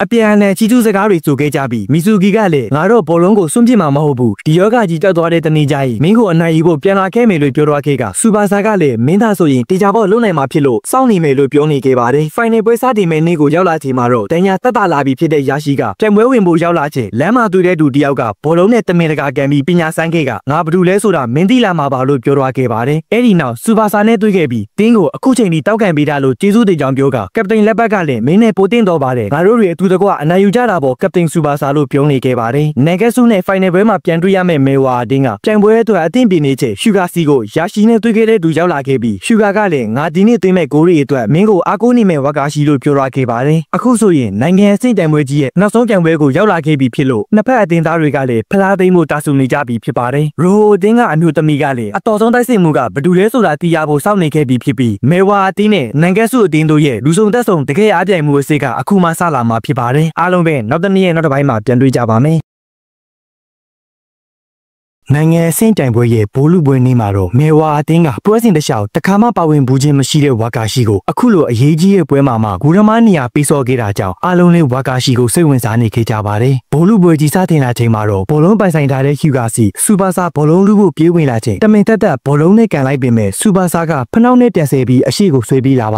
တယ်အဲ့အချိန်ဝါကာရှိရဲ့တုံ့ပြန်အားကောင်းမှုကြောင့်အနီးကတိုက်ရိုက်အလွတ်ကြီးကရင်းခွေရခဲ့တဲ့အနေအထားကန်ရွေးသူကလည်းစူပါဆာဖြစ်နေသည့်တိုင်အောင်ဂိုးမရခဲ့တာကြောင့်စူပါဆာလေးဒီဂိုးတမကအချင်းတော့မဟုတ်ဘူးလို့သာပြောနိုင်ခဲ့ပါတယ်မေဝါအတင်းမိပြကတော့သူကိုယ်တိုင်တင်မိထားတဲ့ဝါကာရှိပေါ်အားရနေခဲ့ပါတယ်တကယ်တော့ဝါကာရှိကဘောလုံးစကန်တာတနစ်တောင်မရှိသေးတဲ့ဝါနုနယ်တဲ့ကစားသမားဖြစ်ပေမဲ့ကရာတီအခြေခံရှိတဲ့ဝါကာရှိကတုံ့ပြန်အားကောင်းလွန်းတာကြောင့်လာပိုင်လေးအတွင်းမှာတင်တကယ်တော်တဲ့ဂိုးသမားဖြစ်လာခဲ့ပါတယ်တို့ပြင်မဲ့အိမ်ကဘောလုံးကန်ဖို့ခွင့်မပြုတာကြောင့်ဝါသနာကိုမျိုးသိပ်ထားခဲ့တဲ့ဝါကာရှိကဖြစ်ချင်ရဖြစ်ဆိုပြီးအိမ်ပေါ်ကနေဒီနေ့မှဆင်းလာခဲ့တာဖြစ်ပြီးချက်ချင်းတူဂျိုကိုလာကဟိုလူပွဲမှာဝင်ကစားနေတာဖြစ်ပါတယ်အဲ့အချိန်ဟျူဂါနဲ့ယာရှိတို့နှစ်ယောက်က ကလည်းမင်းပါလေငါပါလေပြနေခဲ့ကြပြီးယာရှိကတော့ပနဒီအေရီယာနာကကန်နေရင်မင်းမပြောနဲ့စူပါစာကန်ရင်တော့မကိုးစရာဘူးလို့လေတံဖြစ်လာတော့နေနေမှအကျော်မခံတဲ့ဟီဂါကလည်းမကိုးမချင်းပနဒီအေရီယာနာကနေပဲရလာသမျှအခွင့်အရေးတိုင်းကိုအတုံးချကန်တွင်းနေခဲ့ပါတယ်ရိုအတင်းကအမျိုးသမီးကတော့ရှူဂါကသူ့ရဲ့အရေးအချင်းကိုတက်တည်ပြဖို့အခုလိုမယူရဲဆန်စွာဆက်လုပ်နေရင်သူ့မှာငါတို့လိုချင်တဲ့တိုက်စစ်မှုကောင်းတယောက်ရဲ့အရေးအချင်းမရှိကြောင်းပြောလာပါတယ်ပထမပိုင်းပြီးခါနေတဲ့အချိန်အထိမာနကြီးစွာတစွတ်တိုးလုံးနေသေးတဲ့ရှူဂါရဲ့ကန်ချက်ကိုသူ့ရဲ့သွေးပဲထာကာရှိကဝင်ပိတ်ခဲ့ပေမဲ့ယာရှိရဲ့ပြေးွားတဲ့စွမ်းရည်ကြောင့်ဂိုးမရှိတဲ့ရင်နဲ့ပဲပထမပိုင်းပြီးသွားခဲ့ပါတယ်ခဏနားနေကြခြင်းသူ့ရဲ့လမ်းကြောင်းမှာဝင်ပိတ်ပေးစရာမလိုကြောင်းထာကာရှိကိုပြောလာခဲ့ပြီးငါတွင်းမဲ့ကိုငါတယောက်တည်းဆုံးသက်နိုင်ကြောင်းဆိုလာတော့ထာကာရှိကလည်းမေဝါအတင်းရဲ့ဆောင်ပုတ်ကဘလို့အချင်းလေးပဲရောက်နိုင်ဖို့ပဲစူးစမ်းမှာဖြစ်ပေမဲ့ရှူဂါကတော့အတင်းအတွက်ဆိုတာထက်ကိုယ့်အတွက်ကိုကစားနေကြောင်းပြောလာတော့ရှူဂါဆုတ်ရသွားခဲ့ပါတယ်အခုချိန်မှာတော့နှစ်တင်းလုံးတရေချနေတာတင်မဟုတ်ပဲစူပါစာနဲ့ရှူဂါတို့နှစ်ယောက်ကလည်း29ဂိုးစီတွင်းယူထားနိုင်တဲ့ရလဒ်နဲ့တရေဖြစ်နေတာကြောင့်ဒီနေ့ပွဲမှာဂိုးတွင်းနိုင်သူကဂိုးတွင်းအများဆုံးစုကိုပါရမှာဆိုပေမဲ့ရှူဂါနဲ့မတူတဲ့စူပါစာကငါတော့ငါကိုယ်တိုင်ဂိုးတွင်းရဖို့ဆိုတာထက်အတင်းအတွက်အောင်နိုင်ခြင်းလန်ကိုယူနိုင်ရင်ရပြီလို့သာပြောနေခဲ့ပါတယ်အဲ့အချိန်တစ်ဖက်ကယူဂါကလည်းသူ့ရဲ့အမားကိုနားလေသွားခဲ့ပြီးမို့ဒုတိယပိုင်းမှာမဲဝါဆိုတာဘာလဲကြဖို့ပြောနေခဲ့ကြပါတယ်ဒုတိယပိုင်းပြစတင်လာတာနဲ့တပြိုင်နက်တဟုန်ထိုးထိုးစစ်ဆင်လာတဲ့မဲဝါအတင်းကားတွေကိုနိုင်ကဲစုသားတွေလည်းထိမရဖြစ်လာခဲ့တာကြောင့်ရှူဂါကိုယ်တိုင်ဂိုးအေရီယာနာကနေကန်တွင်းနိုင်မဲ့အနေအထားတိရောက်လာခဲ့ပါတယ်ရလာတဲ့အခွင့်အရေးကိုအားပြင်းစွာကန်တွင်းလိုက်ခြင်းပြင်းလုံးနဲ့ကန်ချက်ကြောင့်ရရှိအောင်ဘောလုံးမှန်ပြီးကျွန်းကျန်သွားခဲ့ပေမဲ့လူတာဂိုးထဲဝင်သွားမဲ့ဘောလုံးကိုတော့ဂိုးအပြင်မှာထင်ရှားနိုင်စေဖြစ်ပါတယ်အဲ့အချိန်ချက်ချင်းတိုက်စစ်စီဖို့ကြိုးစားလိုက်တဲ့နိုင်ကဲစုအတင်းသားတွေကအချိတ်ဆက်မှန်မှန်နဲ့တစ်ဖက်ကိုနာအထိချင်းကပ်လာခဲ့ကြပါတယ်အဲ့ဒီနောက်ကန်တွင်းခွင့်ရခဲ့တဲ့စူပါဆာရဲ့ကန်ချက်ကိုဝါကာရှိကကာကွယ်နိုင်ခဲ့တာကြောင့်ပြန်ကန်ထွက်လာတဲ့ဘောလုံးကိုလိုက်ကန်တွင်းချိန်မှာလည်းဝါကာရှိကတိုက်ခွက်တွေပါနေပြီးကာကွယ်ထားနေစေဖြစ်ပါတယ်နောက်တစ်ချိန်တိုက်စစ်ဆင်လာပြန်တဲ့ဟျူဂါတို့ကလည်းဝါကာရှိရဲ့လက်စွမ်းကြကာကွယ်ပေးမှုအထမြောက်သွားရှူဂါကိုယ်တိုင်အဘာတရကန်တွင်းလိုက်ခြင်းရှာရှိတယောက်တားဆီးနိုင်ခဲ့ပေမဲ့လည်းအပြင်းနဲ့ကန်ချက်ကြောင့်ဂိုးပန်းလိုက်ပါကျွတ်ထွက်သွားခဲ့ပြီးဥဆောင်ကိုရရှိသွားခဲ့ကြပါတယ်အခုဆိုရင်ပွဲချိန်ကလည်းပြီးဆုံးဖို့နီးခဲ့လာပြီးမို့နိုင်ကဲစုသားတွေကလည်းကိုလုံးနိုင်တာတဲ့ပို့ကြိုးစားပြီးကန်နေကြခြင်းဘောလုံးပိုင်ဆိုင်ထားတဲ့မီဆာကီကမင်းကိုပဲအားကိုထားလိုက်ပြီးဆိုကနောက်ဆုံးပေးဖို့မှုကိုအကောင်းဆုံးပေးဖို့ခဲ့ပါတယ်စူပါဆာကလည်းတိတက်စွာပိတ်သွင်းခဲ့ပေမဲ့ဝါကာရှိကကွယ်ထားနေစေဖြစ်လို့ရှူဂါစီဘောလုံးတရောက်လာပါတယ်ရှူဂါကလည်းပွဲပြီးပြီလို့တွေးနေချိန်ရှေ့တီတက်လာတဲ့ယာရှိကဂိုးထဲတရိုက်ကန်တွင်းလိုက်တာကြောင့်ဝါကာရှိလည်းအမြင့်ရကကွယ်လိုက်ခြင်းမတည်တတ်မှုကြောင့်ကြံနေသေးတဲ့ဘောလုံးကိုစူပါဆာတွေးယူနိုင်ခဲ့ကပွဲပြီးကနီမှာတရေထပ်ပစ်သွားခဲ့ပါတယ်အခုဆိုရင်အချိန်ပိုပဲကြံတော့တာကြောင့်နီးပြခီရာကပွဲမပြီးသေး၍ငါတို့တွေမရှုံးသေးတာမို့အနိုင်ကန်ကြဖို့အားပေးနေခဲ့ပြီးနိုင်ကဲစုအတင်းသားတွေကလည်းအချိန်ပိုမှာအနိုင်ကိုတွင်းဖို့အသင့်ဖြစ်နေကြပြီဖြစ်ပါတယ်ကြည်ကြည်တောက်ပူနေတဲ့နေအောင်ကြီးအောင်မှာနှစ်သင်းစလုံးကချန်ပီယံဆိုတဲ့အိမ်မက်အတွက်ဆက်လက်ရှိနိုင်ဖို့အသင့်ဖြစ်နေခဲ့ကြပြီးရရှိလာတဲ့အချိန်ပို10မိနစ်အတွင်းအနိုင်ကိုသွင်းယူပြီးတရေဆိုတာမရှိဘူးငါတို့ကအနိုင်မဲယူမှဖြစ်ကြောင်းပြောနေရင်အသင့်ပြထားခဲ့ကြပါတယ်ရောဘတ်တိုပါအဝင်ကြီးနေတဲ့တူတိုင်းကတော့10မိနစ်ဆိုတဲ့အချိန်ကဘာမဆိုဖြစ်သွားနိုင်တာမို့စူတောင်းပေးနေရုံပဲတက်နိုင်ခဲ့ကြပါတယ်ပြိုင်ပွဲစားတာနဲ့ရှူဂါရဲ့ကန်ချက်ကိုရှာရှိကတားလိုက်နှစ်ဖက်အသင်းသားတွေကြားအပြိုင်ဆိုင်ရှင်လူရင်သူတို့အားထားရတဲ့တိုက်စစ်မှုတွေကိုပြန်ပေးလိုက်တိုက်စစ်မှုစူပါဆာရဲ့ကန်ချက်တွေကိုလည်းဝါကာရှိကတားလိုက်နဲ့နှစ်ဖက်စလုံးကအစွမ်းကုန်ထုတ်တုံးနေပေမဲ့လည်းရလက်ကတော့မပြောင်းလဲပဲရှိနေခဲ့ပါတယ်အစွမ်းကုန်ကာကွယ်နေတဲ့ယာရှိကတော့ပွဲချိန်ကြာလာတာနဲ့အမျှဒန်ယာဟောင်းကအစွမ်းကြလာခဲ့တာကြောင့်ပွဲကိုမြင်မြန်ဆုံးတက်နိုင်ဖို့လိုလာပါတယ်ဒါပေမဲ့လည်းချင်းကြီးလုံးနေတဲ့နှစ်ဖက်စလုံးကဘလို့ကန်ကန်ဂိုးမရနေခဲ့ပဲအချိန်ပိုပထမပိုင်းတာပြီးဆုံးသွားခဲ့ပါတယ်အခုဆိုရင်အချိန်ပိုက9မိနစ်ပဲကျန်တော့တာကြောင့်ယာရှိလည်းမော်ဘန်နေပြီဖြစ်တဲ့သူ့ရဲ့အသင်းသားတွေကိုကြည့်ပြီးပွဲပြန်ဆလာရင်ဘာပဲဖြစ်ဖြစ်အနောက်ကိုဆင်းမလာခင်နဲ့ကိုကိုငါအစွမ်းကုန်ကာထားပေးမယ်မင်းတို့ကစွမ်းရင်ချွေသားရင်ငါဖန်တီးပြီးမဲ့အခွင့်အရေးကိုစောင့်နေဖို့တာပြောလာပါတယ်ပွဲပြန်ဆလာချိန်မှာတော့တိုက်စစ်စင်ဖို့ကြိုးစားလာတာကနိုင်ကဲစုဆိုပေမဲ့မေဝါအသင်းကပဲအသာစီးရပြီးဂိုးပေါက်ထိကြောင်မှုတွေကိုပြုလုပ်နေခဲ့ပါတယ်အဲ့အချိန်ဘောလုံးပိုင်ဆိုင်ထားတဲ့ဟျူဂါတို့ဂိုးတွင်းမှုပြည့်တက်လာချိန်စူပါဆာနဲ့မီဆာကီတို့ကယာရှိပြောတဲ့အတိုင်းယာရှိကိုပဲယုံထားရင်စောင့်နေခဲ့ကြပါတယ်နောက်တန်းမှာတော့ခက်စစ်သမားတချို့နဲ့ယာရှိတို့ကပဲဟျူဂါတို့ရဲ့တိုက်စစ်ကိုအသက်နိုင်ဆုံးကာကွယ်နေခဲ့ကြပြီးခြေထောက်တန်ရာပိုဆိုးလာတဲ့ယာရှိတယောက်မလုံနိုင်ဖြစ်လာချိန်မှာတော့အီရှီဇာကီကဟျူဂါရဲ့ကန်ချက်ကိုမကြောက်မလန့်ခေါင်းနဲ့ဝင်ကားခဲ့က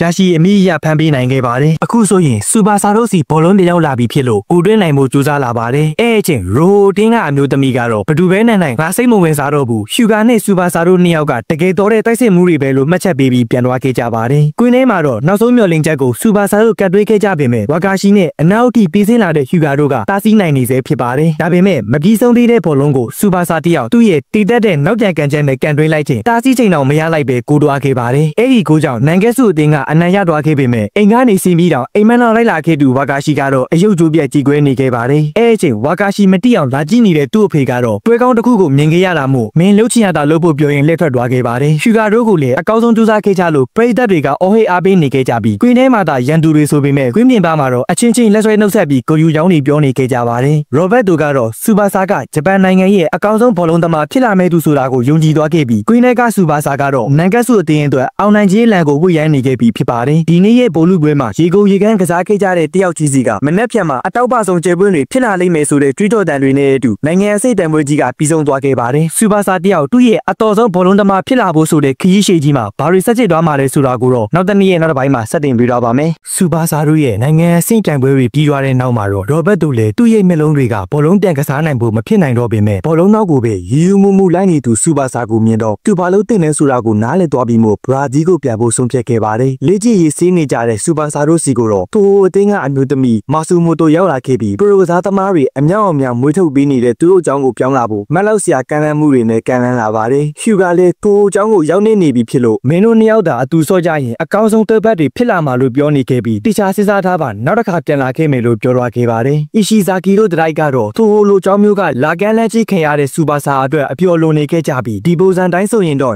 နန်ကက်စုနဲ့စူပါဆာတို့ရဲ့တွေ့ဆုံမှုတွေဖြစ်လာနိုင်တာကြောင့်ငါတို့လည်းစူးစမ်းဖို့လိုကြောင်းပြောနေခြင်းမီဆာကီကတော့ညနာပြတ်နေခဲ့ပါတယ်။အကြောင်းကတော့မီဆာကီဒီနေ့ဘောလုံးလာကန်တာဟာအားလုံးနဲ့အတူနောက်ဆုံးလာကန်ခြင်းဖြစ်ပြီးသူ့အဖေရဲ့အလုပ်ကြောင့်ပြင်တစ်ကိုပြောင်းရတော့မှာဖြစ်ပါတယ်။အဲစကားကိုကြားလိုက်ခြင်းစူပါဆာလည်းကို့အနားမှာအမြဲတမ်းရှိနေမယ်လို့တွေးထားမိတာကမှားနေပြီးတနည်းကြရင်လူတိုင်းဟာကို့လမ်းကိုရှောက်ကြရတာပဲဆိုတာကိုနားလေစာပြူလာပါတယ်။စူပါဆာခက်စားနေရတော့ရောဘတ်တိုကလည်းသူဘရာဇီးပြန်မဲ့အကြောင်းကိုပြောဖို့တွန့်ဆုတ်နေခဲ့ပါတယ်။နောက်တနေ့မှာတော့မီဆာကီကိုအသင်းသားအားလုံးကလိုက်ပို့ပေးခဲ့ကြပြီးယာရှီကတော့မင်းဘယ်ပဲရောက်ရောက်ဘောလုံးဆက်ကစားနေဘောလုံးကစားနေတူရတော့ဘလောက်ဝေဝေငါတို့တွေပြန်ဆောင်ကြမှာဖြစ်ကြောင်းပြောနေခဲ့ပါတယ်။မီဆာကီကလည်းစူပါဆာကိုသူ့ရဲ့ဘောလုံးလေးလက်ဆောင်ပေးခဲ့ကတငယ်ချင်းအားလုံးကိုနှုတ်ဆက်ပြီးဘယ်နေ့ဘယ်ချိန်မှာပြန်ဆောင်ပြကြမလဲမသိကြပေမဲ့အခုကစပြီးဝေးကွာနေကြတော့မှာဖြစ်ပါတယ်။အားလုံးကမီဆာကီထွက်သွားလို့စိတ်မကောင်းဖြစ်နေကမှယာရှီကလည်းသူ့ရဲ့အတော်ဆုံးဂူရမာဖြစ်လာဖို့အိမ်မက်အတွက်ဂျာမနီကိုသွားတော့မှာဖြစ်ကြောင်းပြောလာပါတယ်။စူပါဆာကလည်းသူ့နာကနေချီရသူတွေတပြေးပြေးထွက်ခွာကုန်ကြတော့အထီးကျန်မှုကိုခံစားနေရကြောင်းရောဘတ်တိုကိုရင်ပွင့်နေခဲ့ပြီးရောဘတ်တိုကတော့သူ့အနားမှာရှိနေမလားလို့မေးလိုက်တဲ့ရောဘတ်တိုကသူ့အကြောင်းကိုသွားမလားလို့သာပြန်မေးခဲ့ပါတယ်။အဲ့ဒီနောက်ရောဘတ်တိုက drive shoot ကန်ဒီတင်မေးမယ်လို့ပြောခဲ့ပြီးမင်းနဲ့အတူလေ့ကျင့်ဖို့အနီရောင်ပိတ်စလေးကိုပေးခဲ့ကစူပါဆာတခါမှမမြင်ဘူးသေးတဲ့ကန်ဒီကိုပြတ်သားခဲ့ပါတယ်။စူပါဆာကတော့အပေါ်စီးကနေလာနေတဲ့ဘောလုံးကအ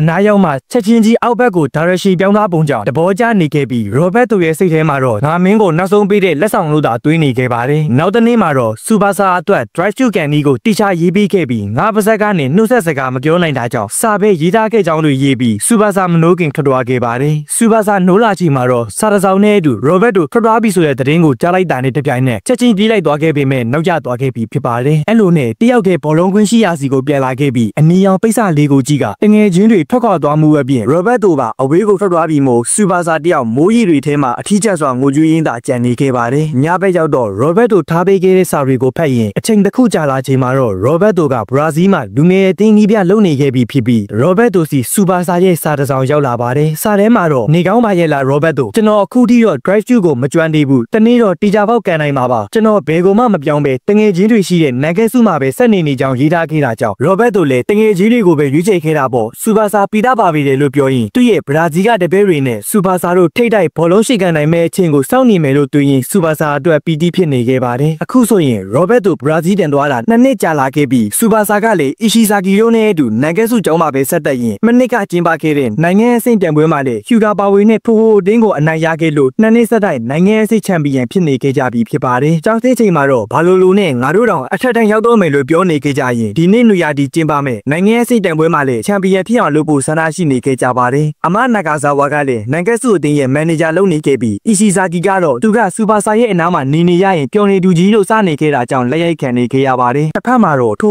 အတင်းကတခြားအတင်းတစ်ခုနဲ့ကန်နေခြင်းဟျူဂါကထိုးစံအတိုင်းခြေစွမ်းနေပြပြီးဟက်ထရစ်အထိတွင်းယူထားနိုင်ခဲ့ပေမဲ့သူ့ကိုယ်သူစိတ်တိုင်းမကျဖြစ်နေခဲ့ပါတယ်။ဒီဘဲကိုကြည့်နေတဲ့နီးပြဟောင်းခီရွာကလည်းဒီလိုအနှစ်တရာမရှိတဲ့ကစားပုံနဲ့ကစားနေတဲ့မင်းကိုငါတင်ပေးခဲ့တဲ့အရာတွေဘယ်ရောက်ကုန်ပြီလဲလို့တွေးနေခဲ့ပါတယ်။တစ်ဖက်အတင်းရဲ့နောက်ဆုံးစူးစမ်းမှုကိုတော့ထိုအတင်းကိုရောက်နေတဲ့ဝါကာရှိဖမ်းယူနိုင်ခဲ့က3-0နဲ့အနိုင်ရခဲ့ကြပေမဲ့ဟျူဂါကတော့မပြောနိုင်ဖြစ်နေခဲ့ပါတယ်။အဲ့အချိန်နီးပြခီရွာကမင်းကဘ လို့တော့ငပြော့လေးဖြစ်လာရတာလေကြားတကောင်လို့အမြဲအနိုင်လိုချင်စိတ်တင်းထန်နေအောင်ငါတင်ပေးခဲ့တာတွေကကိုအတင်းကိုကြောင့်မှအကုန်မေးတိလိုက်ပြီလားမင်းရဲ့အိမ်မက်ကကိုလိုအတင်းမှာကစားနေရတာနဲ့ပြေဝသွားပြီလားလို့မိကုန်းတွေထုတ်နေခဲ့ကအခုပုံစံနဲ့ဆိုရင်မင်းကစူပါဆာမီဇာကီယိုနောက်မှာပဲကျန်နေခဲ့တော့မှလို့ပြောနေခဲ့ပါတယ်အဲ့နောက်ငါအခုပွင့်ထားတဲ့လူငယ်ကလပ်ထဲလာခြင်းရင်အချိန်မရွေးပြန်လာခဲ့မင်းရဲ့အရေးပုံစံကိုပြန်လို့ချင်းပို့လို့ပြောကတော်တော်အားခဲ့ပါတယ်ထိုအတင်းနီးပြကတော့ရှူကာလိုဒဇလိုကစားသမားတာအခုလိုစောစောစီးစီးကလေးကငါရဲ့ဗျူဟာနဲ့နေသားကြလာခဲ့ရင်မက်ကဆုကိုမရှုံးဘူးလို့ပြောနေတော့ဘေးကလက်ထောက်ကတော့ရှူကာရဲ့ကိုပိုင်ကစားဟန်ကိုဖိနှိပ်ထားလို့နဲ့နီးပြကသာမားနေကြောင်တွေးနေချေရှူကာအဆောင်ကိုပြန်မလာဘူးဆိုတဲ့သတင်းရောက်ချလာပါတယ်ရှူကာကတော့ရထားပေါ်ပါသွားခဲ့ပြီဖြစ်ပြီးတလန်းလုံးလဲနီးပြခီရွာရဲ့စကားတွေကိုပြန်ကြားရောက်ခြင်းအတွင်းလိုနေခဲ့ပါတယ်ရှူကာသွားတဲ့နောက်ကိုအမြဲလိုက်နေကြတဲ့ဝါကာရှိထကာရှိတို့ကတော့ရှူကာကိုရှာမတွေ့လို့စိတ်ပူနေခဲ့ကြကနောက်တစ်ပွဲပြန်စားဖို့ကလည်းတပတ်ပဲလူတော့တာကြောင့်အခက်တွေ့နေခဲ့ကြပါတယ်ဒါပေမဲ့လေပြန်စစ်စားကြည့်လိုက်ရင်သူတို့ကောင်းဆောင်ကအတင်းရဲ့အဓိကကစားသမားဖြစ်တာနဲ့ညီနီးပြပြောတဲ့အတိုင်းတပေမသိမ့်လုံးနေရတော့ပျော်မှာမဟုတ်တဲ့အပြင်အဲ့လိုလိုက်လို့တာရဲ့အကျိုးဆက်အနေနဲ့နဂက်စုကိုနှစ်နှစ်ဆက်တိုက်ရှုံးထားရတဲ့ခန်းစားချက်ကိုရှူကာဘလို့ခန်းစားနေရမလဲနားလဲတာကြောင့်ကောင်းဆောင်ပြန်မလာခင်ရဲ့အထိသူတို့လည်းအကောင်းဆုံးလေ့ကျင့်နေကြဖို့တာတိုင်ပင်ခဲ့ကြပါတယ်အတင်းသားတွေကိုအပူဒဏ်အမောဒဏ်ခံလိုက်အောင်ကန်းချီမှာပတ်ပြေးခိုင်းနေတဲ့နီးပြခီရာစီရောက်လာသူကတော့ရှူကာပဲဖြစ်ပါတယ်တပတ်ကြာပြီးနောက်ထိုတင်းရဲ့တန်ခွဲနေ့ကိုရောက်လာခဲ့သည့်တိုင်အောင်ရှူကာပေါ်မလာခဲ့တာကြောင့်နီးပြကအတင်းသားတွေဖျက်မြနေတဲ့ကြားကပဲရှူကာပြန်လာလေကစားခွင့်ပေးမှာမဟုတ်တဲ့အပြင်ဖပြေးသွားတဲ့ကောင်းဆောင်ကိုလည်းထိုတင်းကအလိုမရှိကြောင်းအပြစ်ပြောခဲ့ကရှိတဲ့လူနဲ့ပဲကန်စီခဲ့ပါတယ်နိုင်ငံစုတို့ကလည်းခရိုင်ချန်ပီယံပွဲအတွက်နောက်ဆုံးဗိုလ်လုပွဲကိုအိုတိုမိုအတင်းနဲ့ရှိတိုင်းနေခဲ့ပြီးတူဝမ်းနဲ့ဥဆောင်ထားနိုင်ခဲ့ပါတယ်ဒါပေမဲ့ပွဲကမပြီးသေးတာကြောင့်ကျန်နေသေးတဲ့မိနစ်ပိုင်းခြားလေးမှာတိုက်ကွက်ပြန်ပေါ်ပြီးစူပါဆာက3ဂိုးမြောက်ကိုသွေးယူနိုင်ခဲ့ပါတယ်အိုတိုမိုအတင်းသားနတာကလည်းသူတို့အတင်းရဲ့နာမည်ကြီးသိငယ်ကန်ချက်နဲ့နောက်ဆုံးအချိန်စူးစမ်းခဲ့ပေမဲ့တိုင်မန်နေတာကြောင့်တူဝမ်းနဲ့ရှုံးပေးလိုက်ရပြီးနိုင်ငံစုအတင်းကသူ့ရဲ့ခရိုင်မှာပိုဆွဲနိုင်ခဲ့ပြီးဖြစ်ပါတယ်အဲ့အချိန်တစ်ဖက်မှာလည်းဘိုးအတင်းကတိုဂျိုမြို့တွင်အတင်းတွေနဲ့နောက်ဆုံးဗိုလ်လုပွဲကိုရှူကာမပါဘဲကန်နေခဲ့ကြပါတယ်ရှူကာရဲ့သွေးပတ်ဆာဝါဒါထကာရှီတို့ရဲ့အားထုတ်မှုတွေအပြင်ဝါကာရှီတို့ရဲ့ကြိုးပမ်းမှုတွေကြောင့်ထိုအတင်းကလည်းအမျိုးသားချန်ပီယံပွဲစီကိုတက်ရောက်ခွင့်ရခဲ့ကြပြီးဖြစ်ပါတယ်ဒါပေမဲ့မာဆူမိုတိုကတော့ရှူကာမရှိတဲ့ထိုကအခုတော့အစီအပြေနေသေးပေမဲ့နိုင်ငံစုတို့လိုနိုင်ငံတော်ဝန်ကချန်ပီယံအတင်းတွေနဲ့ရှင်ပြန်ရမယ့်ပွဲမှာအခက်တွေ့မှာအသေးချာပဲဖြစ်ကြောင်းပြောနေခဲ့ပါတယ်တစ်ဖက်မှာတော့နီးပြခီရာကရှူကာကိုအပီအပြင်ထွင်းပေးနေခဲ့ပြီးဘောလုံးနဲ့လာနေတဲ့လိုင်းတွေကိုဖောက်အောင်မရမချင်းကန်ခိုင်းထားခဲ့ပါတယ်ကင်ဟာခုနှစ်ရှိတဲ့တိုက်ဖုန်းမုန်တိုင်းကြောင့်လှိုင်းခံနိုင်ပါတယ်ဆိုတဲ့သတင်းကိုတောင်မေ့ထားပြီးစူပါဆာကိုရအောင်ကြောဖို့ပဲရှေ့ရှုပြီးကန်နေတဲ့ဟျူကာကနောက်ဆုံးမှာတော့သူ့ရဲ့ကြားတကောင်လိုအာမန်မျိုးကိုပြပိုင်ဆိုင်လာခဲ့ပြီးဘောလုံးပါမီတာတောက်တဲ့အထိကန်နိုင်သွားခဲ့ပါတယ်နောက်တစ်နေ့မှာတော့နီးပြခီရာကငါတပည့်အခုဆိုရင်မင်းရဲ့အရင်ပုံစံကိုတင်ရပြီဆိုတော့ဒီနေ့ထိုတင်းရဲ့တန်ပွဲရှိတဲ့အမိပြန်သွားလိုက်ဖို့လာပြောခဲ့ပါတယ်အဲ့ဒီနောက်ထိုတင်းသားတွေလည်းပွဲမစခင်သူတို့မျှော်နေတဲ့ကောင်းဆောင်ပြောင်းလာလို့ဝမ်းသာနေခဲ့ကြပေမဲ့ထိုတင်းရဲ့နီးပြကတော့တကုန်းတည်းပဲပြောခဲ့ကအဲ့ဒါကတော့ငါမင်းကိုပေးကစားမှာမဟုတ်ဘူးဆိုတာပဲဖြစ်ပါတယ်စိတ်ဝင်စားစရာအပိုင်းတွေကိုနောက်နေ့မှဆက်တင်ပေးတော့ပါမယ်ဟျူကာတယောက်ပွဲမစားခင်အမိပြန်လာခဲ့ပေမဲ့နီးပြားကပေးမကစားတာကြောင့်ထိုအတင်းကဟျူကာမပါပဲဆက်ကစားခဲ့ရပါတယ်ဒါပေမဲ့ထိုကတော့ထိုပဲမို့ဟျူကာမပါလဲတစ်ဖက်အတင်းကို9-0နဲ့အနိုင်ယူနိုင်ခဲ့ကြတာကြောင့်စူပါဆာတို့လည်းထိုအတင်းကိုနောက်တစ်ချိန်ထပ်နိုင်ယူကတတိယအချိန်ချန်ပီယံထက်ပြအောင်လုပ်ဖို့ကွင်းထဲကိုဝင်လာကြပြီဖြစ်ပါတယ်အဲ့အချိန်ဂျီတိုဆိုတဲ့လူကောင်ကြီးကြီးနဲ့လူကစူပါဆာကိုစိုက်ကြည့်နေခဲ့ပြီးသူတို့အတင်းနာဂါဆာကီကလည်းကွင်းထဲကိုဝင်လာခဲ့ကြပါတယ်ခေါင်းဆောင်အချင်းချင်းလက်ဆွဲနှုတ်ဆက်ကြတဲ့အချိန်မှာကလေးကလက်ကိုညှစ်သွားတဲ့ဂျီတိုကဗလာအာကိုပြီးအနိုင်ကျင်းတော့မှာတေချာပဲဖြစ်ပါတယ်ပွဲစားလာချိန်မှာတော့စူပါဆာတို့ကတွတ်တွတ်လက်လက်နဲ့အချင်းချင်းပြီးဆိုရင်တက်စီစင်လာကြချိန်ယွန်သွားတာကီရဲ့ရှေ့ကိုဂျီတိုပရက်လိုက်တာကြောင့်တာကီခင်ဗျာအချိန်ကြောင့်လွင့်သွားခဲ့ပေမဲ့လူတန်ကြီးဂျီတိုကတော့ဘင်းထဲမှတော့မနေပဲရှေ့ကိုအားရပါရကန်တင်လိုက်ပါတယ်မိုရီဆာကီကလည်းအစင်ထိတ်ဆောင်ဖမ်းနေပေမဲ့ဂျီတိုရဲ့တွဲဖက်အသေးလေးစာနူရဲ့ကောင်းဝင်တိုက်မှုကြောင့်ပွဲစားပြီး3မိနစ်လောက်မှတင်ဥဆောင်ကိုပေးလိုက်ရပါတယ်ဂျီတိုကတော့ဒဏ်ရာရသွားတဲ့တာကီကိုအိုက်ပြောလာကြည်လာလို့တွဲပြောနေတော့စူပါဆာကလေမကြီးပါနဲ့အောင်ပွဲကအခုမှစရုံပဲရှိသေးတယ်လို့ပြန်ပြောခဲ့ကအပီအပြင်တွေစူးစမ်းနေတာကိုမြင်တော့ဂျီတိုလည်းစူပါဆာကတကယ်ကျဲခံတဲ့ကောင်ပဲလို့တွေးနေခဲ့ပါတယ်တကယ်တော့ဂျီတိုကတကယ်တန်မာမှုအစ်စ်ဆိုတာခွန်အားကြီးသူတွေမှာပဲရှိတာဖြစ်လို့သူ့လိုခွန်အားဗလာကြီးသူကအတန်မာဆုံးလို့မှတ်ယူထားတဲ့လူမိုက်ကြီးဖြစ်ပါတယ်ဒါပေမဲ့တနေ့မှာတော့ဆာနိုကသူ့ရဲ့ရဟန်းနိုင်ယူခြင်းနဲ့လူတယောက်အကြောင်းကိုပြောလာခဲ့ပြီးအဲ့လူကငါခန္ဓာကိုယ်လောက်ပဲရှိပေမဲ့တန်မာမှုကတော့ဂျီတိုဆက်တောင်တာတီကြောင်ပြောနေတော့တန်မာမှုအစ်စ်ကခွန်အားကြီးသူပဲပိုင်ဆိုင်တာကိုတက်တိပြခြင်းနဲ့ဂျီတိုတယောက်အဲ့ဒီနေ့ကစပြီးဘောလုံးစကန်ခဲ့ကစူပါဆာနဲ့ရှိတိုင်းနိုင်မှု ကြိုးစားလာတာဖြစ်ပါတယ်။ကွင်းထဲမှာတော့တိုက်စစ်ဆင်နိုင်ဖို့ကြိုးစားလာတဲ့စူပါဆာတို့ကိုအီယာမခန်းစီဂျီတိုကအားနဲ့ပြေးတိုက်လိုက်တာကြောင့်စူပါဆာလည်းအဝေးကိုလွတ်ထွက်သွားခဲ့ပါတယ်။ဂျီတိုကတော့ဘောလုံးရတာနဲ့တောက်လျှောက်ဆွေးပြေးလာခဲ့ကဘဒူးမှလည်းတားဆီးဖို့မစွမ်းတာတာကြောင့်ကိုရဲကိုတိုက်ရိုက်ကန်တွင်းနိုင်ခဲ့ပါတယ်။မိုရီဆာကီကလည်းသူတက်နိုင်တဲ့လောက်ကြိုးစားကာကွယ်ခဲ့ပေမဲ့ပြင်းလွန်းတဲ့အားကြောင့်လူပါဘောလုံးနဲ့အတူကိုရဲဝင်သွားခဲ့ကနာဂါဆာကီရဲ့တင်းကနောက်တစ်ခုထပ်ရိုက်သွားခဲ့ပြီးဖြစ်ပါတယ်။ပထမပိုင်းလည်းပြီးဆုံးသွားပြီဖြစ်ပြီးစူပါဆာကတော့သတိမေးနေရာကနေပြန်ထမလာနိုင်ပဲရှိနေခဲ့ကဂျီတိုကတော့စူပါဆာမင်းမှတ်ထားဒါကမှတကယ်တန်မာမှုစစ်ဆိုပြီးကြုံဝါနေခဲ့ပါတယ်။ဆီယာဝင်ကလည်းစူပါဆာရဲ့ဒဏ်ရာအခြေအနေကတော်တော်ဆိုးနေကြောင်းနဲ့လောလောဆယ်ဆက်ကစားနိုင်ဖို့အတွက်ပကုံးစစ်ကိုတော့နေရာမှန်ပြသပေးထားတာကြောင့်ကံချင်တပဆိုရင်စက္ကန့်နိုင်ဒီကြောင်ပြောတော့မကန်ရမှာစိုးရိမ်နေတဲ့စူပါဆာလည်းအပျော်တွေလွန်ပြီးဒုတိယပိုင်းအတွက်ကွင်းထဲကိုပြန်ဝင်လာခဲ့ပါတယ်။ဂျီတိုကတော့ကစားနိုင်နေသေးတဲ့ကောင်ကိုမှတ်လောက်တာလောက်ဖြစ်သွားအောင်ထက်လုပ်ပေးဖို့ပြောနေခဲ့ပြီးကွင်းထဲမှာတော့ဘောလုံးကန်တာထက်လူကိုလိုက်ချနေတဲ့ဂျီတိုကြောင့်စူပါဆာထပ်ပြီးလေးကျသွားပြန်ပါတယ်။ဒီတစ်ချိန်မှာတော့ဖောင်ဘောဖြစ်သွားခဲ့တာကြောင့်ဂျီတိုလည်းဘောလုံးစီးနှင်းတွေကတောက်လို့ရှုပ်လိုက်တာမင်းကတော့အိမ်ပြန်ပြီးအိမ်နေလိုက်တော့လို့ပြောနေစေဖြစ်ပါတယ်။တတိလင်းနေတဲ့စူပါဆာကအရေးကြုံတိုင်းသူ့ရဲ့အတွေ့အထဲဝင်လာတဲ့ယာရှီကိုပြန်မြင်အောင်နေခဲ့ကယာရှီရဲ့အားပေးစကားတွေမီဆာကီရဲ့ခွန်အားပေးမှုနဲ့ရောဘတ်တိုရဲ့ငါတင်ပေးထားတဲ့ drive shoot ကိုတုံးဆိုတာတွေကြောင့်တတိပြန်ရလာတာနဲ့ဂိုးသွင်းနိုင်ဖို့အတဲအတန်ထက်ကြိုးစားလာပါတယ်။ဂျီတိုနဲ့ထိတ်ထိတ်ထက်တွေ့ချိန်မှာလည်းချီအောင်ပြလက်ထွက်နိုင်ခဲ့တာကြောင့်ဂျီတိုမရှိတဲ့ခန်းစစ်ကို drive shoot နဲ့အဆုံးသတ်ဖို့ကြိုးစားချိန်အပေါ်စီကနေတွားတဲ့ဘောလုံးကရုတ်တရက်ကြီးအောက်ဘက်ကိုဝင်သွားတဲ့ကန်ချက်ကြောင့်တခွင်လုံးကလူတိုင်းလည်းအံ့ဩမင်တက်ခဲ့ရပါတယ်။ဂျီတိုကတော့စူပါဆာကိုပိုဆဲဝင်စားလာခဲ့ပြီးအပီကျုံးပေးဖို့တွေးနေခဲ့ပေမဲ့နောက်တစ်ချိန်ထပ်တွေ့ချိန်မှာလည်းကြီးကြောင်ကြီးမနဲ့စူပါဆာကန်တဲ့ဘောလုံးနဲ့ပါသွားခဲ့တာကြောင့်ဂျီတိုမရှိရင်သုံးစားမရတဲ့ခန်းစစ်ကိုနောက်တစ်ခုထပ်တွေးနိုင်ခဲ့ကတစ်ဖက်နှစ်ကိုးစီတရေကျလာခဲ့ပါတယ်။အဲ့ဒီနောက်နှစ်ဖက်စလုံးကဂိုးတွင်းကသူတို့ရဲ့လုံနိုင်စွမ်းကိုအဆုံးထိချပြဖို့ကြိုးစားနေခဲ့ကြပြီးထာကီတို့ကလည်းငါတို့ကစူပါဆာမီဆာကီတို့ရဲ့သွဲလုံးလိုရွှေအစင်းမရှိပေမဲ့ငွေအစင်းလောက်တော့ရှိကြောင်းပြောရင်အပြေးတန်တိုက်စစ်ဆင်လာခဲ့ကြတာကြောင့်နောက်တစ်ခုထပ်ရတော့ခဲ့က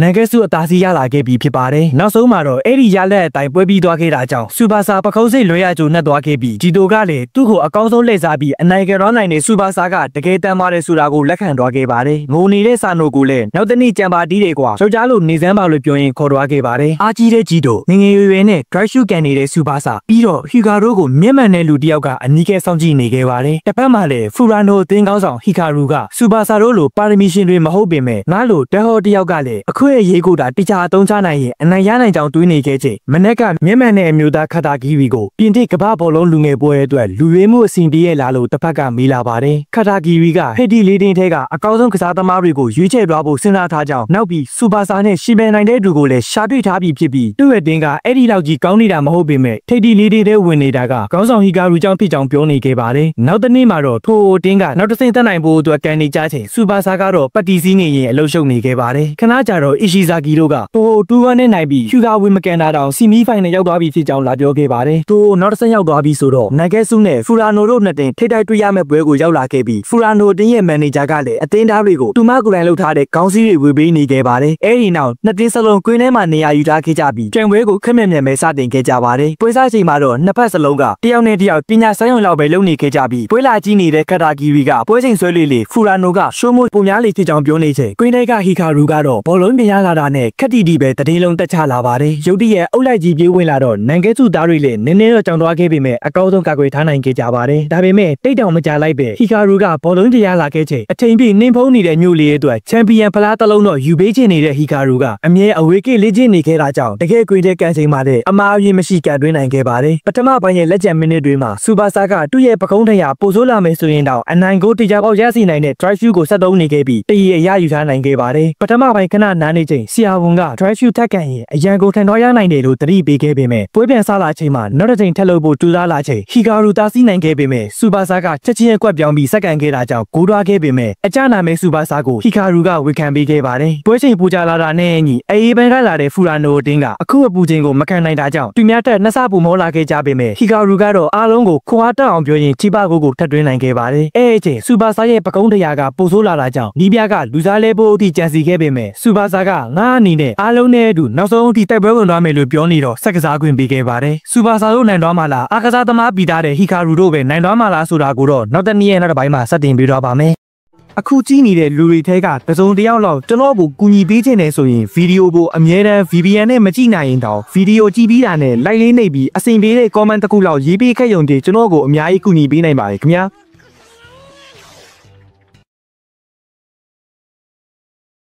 နန်ကက်ဆုနဲ့ဖူရာနိုတို့နှစ်တင်းရဲ့အားပြိုင်မှုဟာနှစ်တင်းလုံးရဲ့အတင်းကောင်းဆောင်တွေတွင်းယူပေးထားတဲ့နှစ်ကိုးစီနဲ့တရေကျနေခဲ့ပေမဲ့ပွဲပြီးခါနေမှာစူပါဆာကခေါင်းနာခံပြီးထပ်မလို့ဖို့တားမြစ်ထားတဲ့ drive through ကိုထပ်တုံးခဲ့တာကြောင့်ပီတူးဆိုတဲ့ရလန်းနဲ့ပွဲသိမ်းခါနေမှာနန်ကက်ဆုကတ်နိုင်သွားခဲ့က final ကိုတက်ရောက်နိုင်ခဲ့ကြပြီဖြစ်ပါတယ်။ဒါပေမဲ့စူပါဆာရဲ့ပကုံးချီနေကတော့တော်တော်ဆိုးလာခဲ့တာကြောင့်ဆရာဝန်ကဖြစ်နိုင်ရင်မနေ့ပြန်က final ပွဲဆိုရင်တော့စူပါဆာကိုမကစားစီချင်ကြောင်းပြောလာပါတယ်။အတင်းသားတွေလည်းစူပါဆာပပရင်ထိုးကိုရှင်ဖို့ကခက်ခဲနိုင်ပေမဲ့အကောင်းဆုံးထူးခြားကြဖို့ပြောနေချိန်စူပါဆာကတော့ဘာပဲဖြစ်ဖြစ်တူဝင်ကစားမယ်လို့ပြောလာပါတယ်။အဲ့အချိန်အရင်လိုဘောလုံးနဲ့ပတ်သက်ရင်ခေါင်းမနေသုံးပါလားဆိုတဲ့အတန်နဲ့အတူ2မိနစ်လောက်ဝေးကွာနေတဲ့ရရှိပြောင်းလာပါတယ်။အတင်းပေါ်ဟောင်းတွေကိုသူ့ရဲ့ဂျာမနီကအခြေအနေကိုတွေ့ပြနေခဲ့ပြီးမင်းတို့ရဲ့အောင်မြင်မှုတွေကိုကြားထားကြောင်းနဲ့အခုလေ final တက်သွားလို့ဝမ်းသာရကြောင်းတွေပြောနေခဲ့ကစူပါဆာကိုတော့ငါအနေနဲ့လေမင်းကိုမကန်စီချင်သေးကြောင်းပြောနေခဲ့ပါတယ်။ဒါပေမဲ့ငါပြောလဲမင်းကစက္ကန့်နေမှာပဲဆိုတော့ငါတို့အတင်းရဲ့ဆရာဝန်ဒေါက်တာစတိန်းစီခေါ်ရပေးမယ်လို့ပြောနေတာကြောင့်အနောက်ကဒေါက်တာကလည်းဒေါက်တာစတိန်းဆိုတာဥရောပမှာအတော်ဆုံးအားကစားဆရာဝန်ဖြစ်တာမို့လိုက်သွားကြည့်ဖို့တိုက်တွန်းနေခဲ့ပါတယ်။တွားနေရင်ရရှိကမင်းကန်နေတဲ့ drive shoot တွေဒဏ်ရာရနေတာတော့အကောင်းဆုံးချွေဆွဲပြနိုင်တာတွေကြောင့်မင်းအနေနဲ့ဂျပန်မှာပဲအချင်းကုန်နေတာတက်ဆိုင်ရင်ဒီဘက်ကိုထွက်တင်ကြီးလို့အကြံပေးနေခဲ့ပါတယ်။ငါလည်းဂျာမနီဆက်ရောက်တုန်းကကိုအထင်ကြီးမိခဲ့ပေမဲ့အဲကလူတွေနဲ့ရှိရင်ဘာမှမဟုတ်တော့တာကြောင့်အတေးလေးထူးခြားခဲ့ရကြောင်းနဲ့ငါတို့အတင်းကစူနိုင်တာဆိုတဲ့သူကရှူဂါထက်တင်မကမင်းထက်ပါအများကြီးတာကြောင့်ကိုတွေးတီးခဲ့ရတော့မင်းလေကျဲဘက်ကောင်းတွေနဲ့တွေ့ရဖို့ဒီဘက်ကိုထွက်တင်ကြီးလို့အကြံပေးနေခဲ့ကတခြားဥရောပအတင်းတွေကကစားသမားတွေဖြစ်ကြတဲ့ပြင်သစ်ကိုစားပြုဖီရဲ့ဥရုဂွေရဲ့အကောင်းဆုံးကစားသမားလူတော်များများက Black Panther လို့ခေါ်ကြတဲ့သူအပြင်အာဂျင်တီးနားကပါရမီရှင်ဒီရဲ့စပဖလားအဆင့်မှာတောင်ဥရောပရဲ့အကောင်းဆုံးဂိုးသမားဖြစ်လာတဲ့အီတလီကဂျီနိုတို့အကြောင်းတွေကိုပြောပြခဲ့ပါတယ်။အဲဒီနောက်စူပါဆာတယောက်ဒေါက်တာစတိန်းနဲ့တွေ့နေတဲ့တစ်ဖက်ကနန်ကက်ဆုသားတွေကစူပါဆာမပါရင်ငါတို့တော့ဟျူဂါစီမှာရှယ်ပလန်နဲ့အရိုက်ခံရတော့မှာပဲလို့ပြောနေတာကြောင့်အီရှီဇာဂီကဒဏ်ရာကြီးနဲ့တောင်နောက်ဆုံးအထိကစားပေးခဲ့တဲ့စူပါဆာရဲ့မျက်နှာကိုထောက်ပြီးသူမပါလဲငါတို့တွေတေချာပေါက်တူ့အတွက်အနိုင်ယူပေးကြဖို့လှုံ့ဆော်နေခဲ့ပါတယ်။အခန်းအပြင်မှာစောင့်နေကြတဲ့ရရှိတို့ကလည်းစူပါဆာတင်ထွက်လာတဲ့အခါဆေးရလက်ကချက်ချင်းမရနိုင်သေးတာမို့သူ့ရဲ့အတင်းလေ့ကျင့်ရေးဆေးရစီကိုခေါ်သွားပေးခဲ့ပါတယ်။ဂျပန်ရောက်နေကြတဲ့ဂျာမနီသားတွေလည်းစူပါဆာကိုမြင်တော့ဂျပန်ရဲ့ပါရမီရှင်လေးစီကတခွဲလောက်ကြီးရဖို့တောင်းဆိုနေပေမဲ့ဒဏ်ရာကြောင့်စောမရဘူးလို့သာပြန်ပြေးခဲ့ပါတယ်။ရရှိကလည်းကမ္ဘာလူငယ်ဘောလုံးပွဲအတွက်လေ့ကျင့်ရေးစီရင်ကြံနေတဲ့စူနိုင်သားရှိရင်မင်းတို့နှစ်ယောက်ကိုပေးသိပေးချင်ကြောင်းပြောနေခဲ့ပြီးတူကိုယ်တိုင်လည်းလေ့ကျင့်ရေးဝင်ဆင်းခဲ့ပါတယ်။စူပါဆာကတော့ဂျာမန်သားတွေဘောလုံးကန်တာကိုကြည့်ရင်တယောက်ချင်းစီကတော်လွန်ကြတာကြောင့်သူလည်းကမ္ဘာအဆင့်အသင်းတွေနဲ့ရှင်ကစားခြင်းစိတ်တွေပေါ်လာခဲ့ပါတယ်။အဲဒီနောက်စီစီချက်ထွက်လာခဲ့ပြီးရလက်အရတော့မနှက်ဖြန့်ပွဲမှာဝင်မကန်တာအကောင်းဆုံးဆိုပေမဲ့ဘာနေနေဝင်ကန်မဲ့စူပါဆာကိုဒေါက်တာစတိန်းက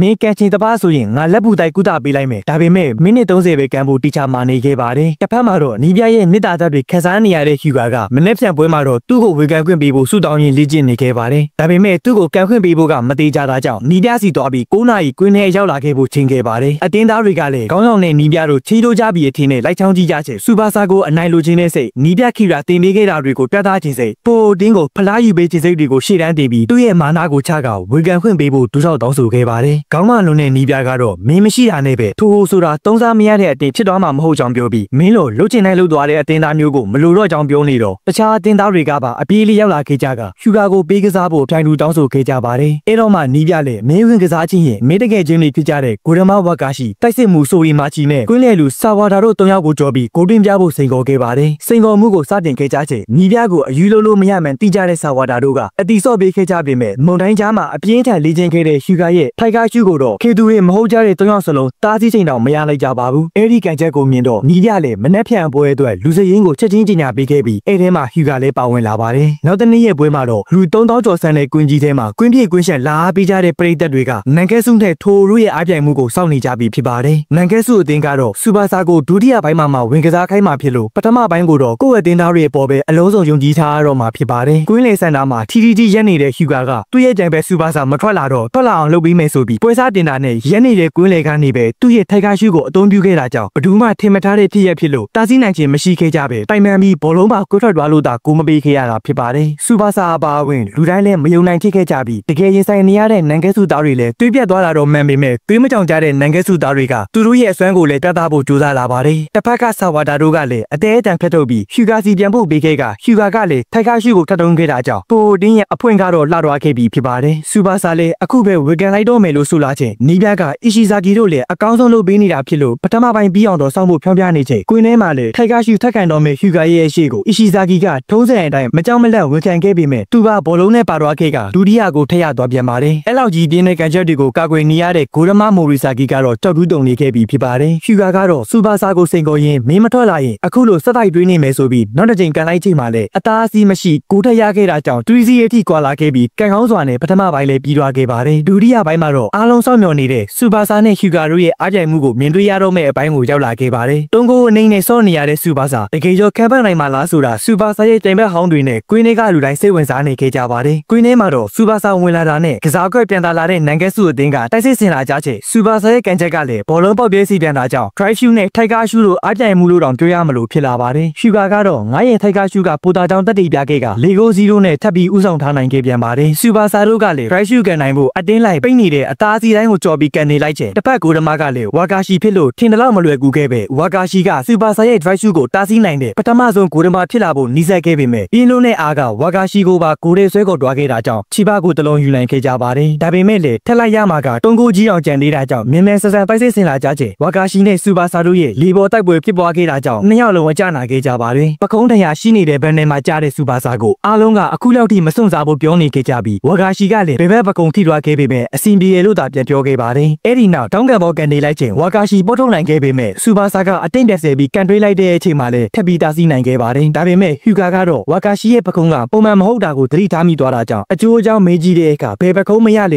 ေညပိုင်းလက်တစ်ခုလုံးကျန်နေသေးကြောင်းဆရာထက်ထန်စွာပြောနေတော့ဟျူဂါတို့လည်းကိုထက်တွင်းနိုင်ဖို့စီစဉ်ခဲ့ကြပါတယ်ဘောလုံးဆွဲပြေးလာတဲ့ဟျူဂါကိုစူပါဆာလိုက်ထားပေမဲ့သူ့ဟာသူတော့အနိုင်ဖြစ်နေတဲ့စူပါဆာတယောက်နောက်ကျကျန်နေခဲ့ပါတယ်ဒါပေမဲ့တခြားအသင်းသားတွေရဲ့ကြိုးပမ်းမှုကြောင့်ဟျူဂါကိုတားဆီးခွင့်ဖျက်ရလာတဲ့စူပါဆာကထိုက်ကားရှုကန်တွေးချိန်အမီပြေးဝင်ပိတ်ကထိုက်ကားရှုကိုတော့တန်ပြန်ကန်လိုက်တဲ့ကန်ချက်ကတစ်ဖက်ကူရဲ့ပိုက်ပါပေါက်ထွက်ပြီးအနောက်ကနေရန်ပါအပ်သွားခဲ့ပါတယ်ထိုက်ကားရှုကိုတော့လီထဲမှာတင်ကောက်တာပြေကန်နိုင်လိုက်တဲ့ကန်ချက်ဟာလူသက်တောင်းမှာတရားလုံးနိုင်ဖို့မလွယ်ကူကြောင်းလူရွေးတဲ့ခတ်တာကီဝီတယောက်ပြောနေခဲ့ပါတယ်အခုဆိုရင်၄-2အထိဖြစ်လာခဲ့ဒီမို့အနိုင်လိုချီစိတ်ပြင်းပြလွန်းနေတဲ့ထိုက်ကားရှုကနဲ့ဘရက်ရှုစူပါဆာတို့ရဲ့အားပြိုင်မှုကိုနောက်တစ်နေ့ရဲ့နောက်တစ်ပိုင်းမှာဆက်တင်ပေးတော့ပါမယ်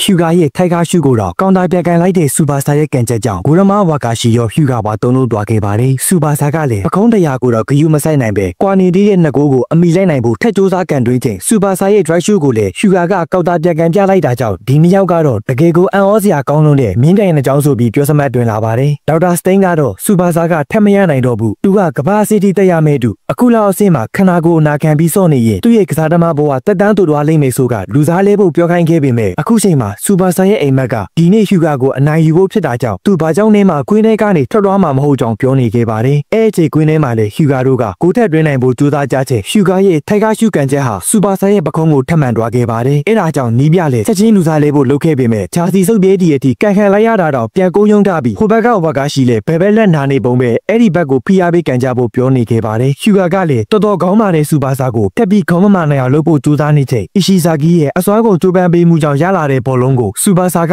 နာကျင်မှုကိုခဏပေးချပြီးဘက်ဖလင်းနဲ့ကန်တွင်းခဲ့က4-3အထိအမိလိုက်နိုင်ခဲ့ကြပြီဖြစ်ပါတယ်အဲ့ဒီချိန်ထိုဒီနီးပြနဲ့ဟျူဂါတို့ရဲ့နီးပြဟောင်းခီပါတို့ကအတန်တွေစားထွက်လာပါတယ်အခုဆိုရင်ပွဲပြီးဆုံးဖို့က9မိနစ်ပဲကျန်တော့တာမို့နောက်တစ်ဂိုးတာထပ်မတွင်းနိုင်ရင်ရှုံးမိဖြစ်တာကြောင့်စူပါဆာလည်းလှုပ်မရအောင်နာကျင်နေရင်တော့အဆုံးထိအားတင်းပြီးပြေးလွှားနေခဲ့ပါတယ်ဘောလုံးဆွဲပြေးလာတဲ့စူပါဆာကအသားအစီတိုင်းကိုတွတ်ဖြတ်ပြီးတည်တက်လာခဲ့ပေမဲ့ဂိုတွင်းခါနီးမှာဟျူဂါရဲ့ဖက်ထုံမှုကိုခံရတာကြောင့်ဒီရောက်နဲ့ပဲအဆုံးသက်ပြီလားဆိုတဲ့အတွေးတွေစဝင်လာပါတယ်ဒါပေမဲ့စူပါဆာမင်းရဲ့နောက်မှာငါတို့တွေရှိသေးတယ်ဆိုတဲ့အတန်ကိုကြားလိုက်ချိန်ဘောလုံးကျဲစေလာကြတဲ့အတင်းသားတွေကစူပါဆာချီတဲ့အရောက်ပြန်ဖို့ပြီးခဲ့ကြပါတယ်စူပါဆာကလည်းအချိန်မပြည့်ခင်နောက်ဆုံးကန်ချက်ကိုကန်တွေးလိုက်ချိန်ဂိုရမာဝါကာရှိရဲ့ဘယ်ဘက်ကိုထောက်ပြီးညာဘက်ကိုပြန်ကန်သွားတဲ့ကန်ချက်ကြောင့်ပွဲတင်းခါနီးမှာတရီမတ်ကိုမရမကအရယူနိုင်ခဲ့ကြပါတယ်နှစ်ဖက်ကတရီဖြစ်သွားတာကြောင့်အချိန်ပိုထက်ခံရမှာဖြစ်ကအာသုံးပြီးကန်နေတဲ့စူပါဆာကတော့မူလေးသွားခဲ့ပါတယ်ယာရှိကတော့အခုဆိုရင်စူပါဆာကစားနိုင်တဲ့မိနစ်30ကကျော်လွန်လာခဲ့ပြီးမို့သူဒီဘဲကိုအနိုင်ရဖို့ဘာပဲဖြစ်ဖြစ်ဆက်ကစားမှလားကဘာအစေးပေါ်တက်ရောက်နိုင်ဖို့ဒီလောက်နဲ့ပဲရက်တော့မှလားလို့တွေးနေခဲ့ပါတယ်မကြခင်မှာပဲအချိန်ပိုရီပြစားတင်လာချိန်စူပါဆာမပါဝင်တဲ့နန်ဂက်စုအသင်းကခန်းစစ်အသားပြီးနေစောနေရပါတယ်ဟျူဂါကလည်းစူပါဆာမပါရင်သူ့အနိုင်ကန်လိုက်လေမထူးခြားတာကြောင့်ငကြောင်လိုလုံးနေလို့နီးပြကအော်နေခဲ့ပြီးဖြစ်ပါ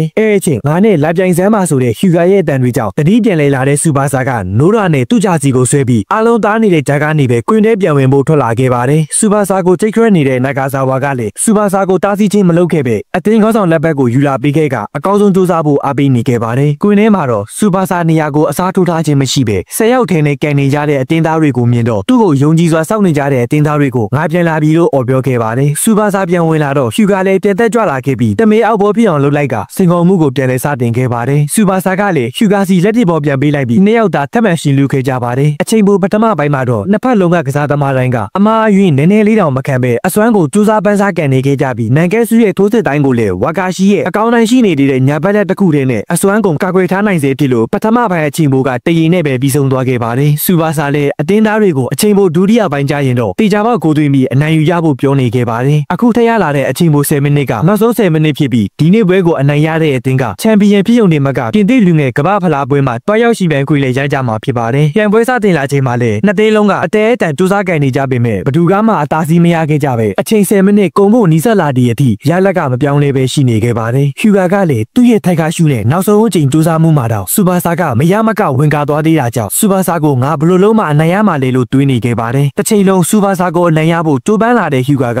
ငါပဲအောင်နိုင်လူပြရမယ်လို့ကြုံဝါရင်ပြီးသက်လာချိန်ဒီနေရာကကန်ရင်ဝင်မှာမဟုတ်ဘူးဆိုပြီးခက်ခါရှိအမိဝင်သားခဲ့တာကြောင့်ဘောလုံးကအပေါ်ကိုမြောက်တက်သွားခဲ့ပါတယ်။အဲ့အချိန်နှစ်ယောက်သားကအခြေအနေကိုအကောင်းဆုံးအသုံးချပြီးခက်ခါရှိရဲ့ခြေထောက်ကနေတစ်စိတ်ခုံကကန်တွေးလိုက်ချိန်စူပါစာလေးတားဆီးနိုင်ခဲ့ခြင်းမရှိခဲ့ပေမဲ့ဘားတိုင်းမှန်နေခဲ့ပါတယ်။ပွဲကလည်းပြီးရောမှဖြစ်လို့စူပါစာလေး try shoot ကိုထပ်တုံးဖို့ဆုံးဖြတ်ခဲ့တာကြောင့်စူပါစာနာကျင်နေမှာကိုမကြည့်ရတဲ့နာဂါဆာဝါကထပ်မလို့ဖို့ပြောနေခဲ့ပေမဲ့စူပါစာကတော့ကတ်သိမ်းလိုက်ပြီဖြစ်ပါတယ်။တို့ပေမဲ့ဟျူဂါတားဆီးနိုင်ခဲ့တာကြောင့်မြောက်တက်သွားတဲ့ဘောလုံးမိဘောမကြခင်မှာပဲပိုတင်းခရမှုသွားခဲ့ပါတယ်။တိုက်ဆိုင်မှုပြင်းထန်လုံးနဲ့နှစ်သိန်းလဲ၄ဂိုးစီနဲ့တရေကျသွားခဲ့ကြပြီးဟျူဂါကလည်းတကယ်ကိုစူပါစာပြီးသားပါပေတယ်လို့ပြောနေခဲ့ကစူပါစာကလည်းနောက်ဆုံးအချိန်အထိသူ့ရဲ့ try shoot ကိုခံမနိုင်ခဲ့တဲ့ဟျူဂါကိုချီးကျူးနေခဲ့ပါတယ်။နောက်ဆုံးမှာတော့နှစ်ယောက်သာဂျာစီတွေလဲဝစ်ပြီးအောင်နိုင်ကြီးလန်ကိုပူးတွဲကိုက်ဆောင်နိုင်ခဲ့ကြကစူပါစာနဲ့ဟျူဂါတို့ရဲ့အိုက်ပြိုင်မှုကလည်းတခဲနဲ့သွားခဲ့ပါတယ်။အဲ့အချိန်မှာပဲပွဲစဉ်တစ်လျှောက်အကောင်းဆုံးခြေစွမ်းပြခဲ့ကြတဲ့ကစားသမား24ယောက်ကိုရွေးချယ်ခဲ့ပြီးအဲ့ဒီ24ယောက်ကကမ္ဘာဖလားမှာဂျပန်ကူစားပြီးဝင်ပြရမှာဖြစ်ပါတယ်။ဂူရမာအတွက်ဝါကာရှိနဲ့မိုရီဆာကီဂျီတိုတို့လိုတန်မာတဲ့ကန်စစ်တွေအပြင်စူပါစာဟျူဂါအီရှီဇာကီတို့ကလည်းလက်ရွေးစင်တွေဖြစ်လာကြပါတယ်။ပွဲစဉ်တိုင်းကကစားသမားတိုင်းကိုလေးလာပြီးအကောင်းဆုံးဆိုတာတွေကိုရွေးချယ်ခဲ့တဲ့ခီတာကီတွေကတော့ငိုင်းနဲ့လို့မမားနိုင်ဘူးဒီလူငယ်တွေ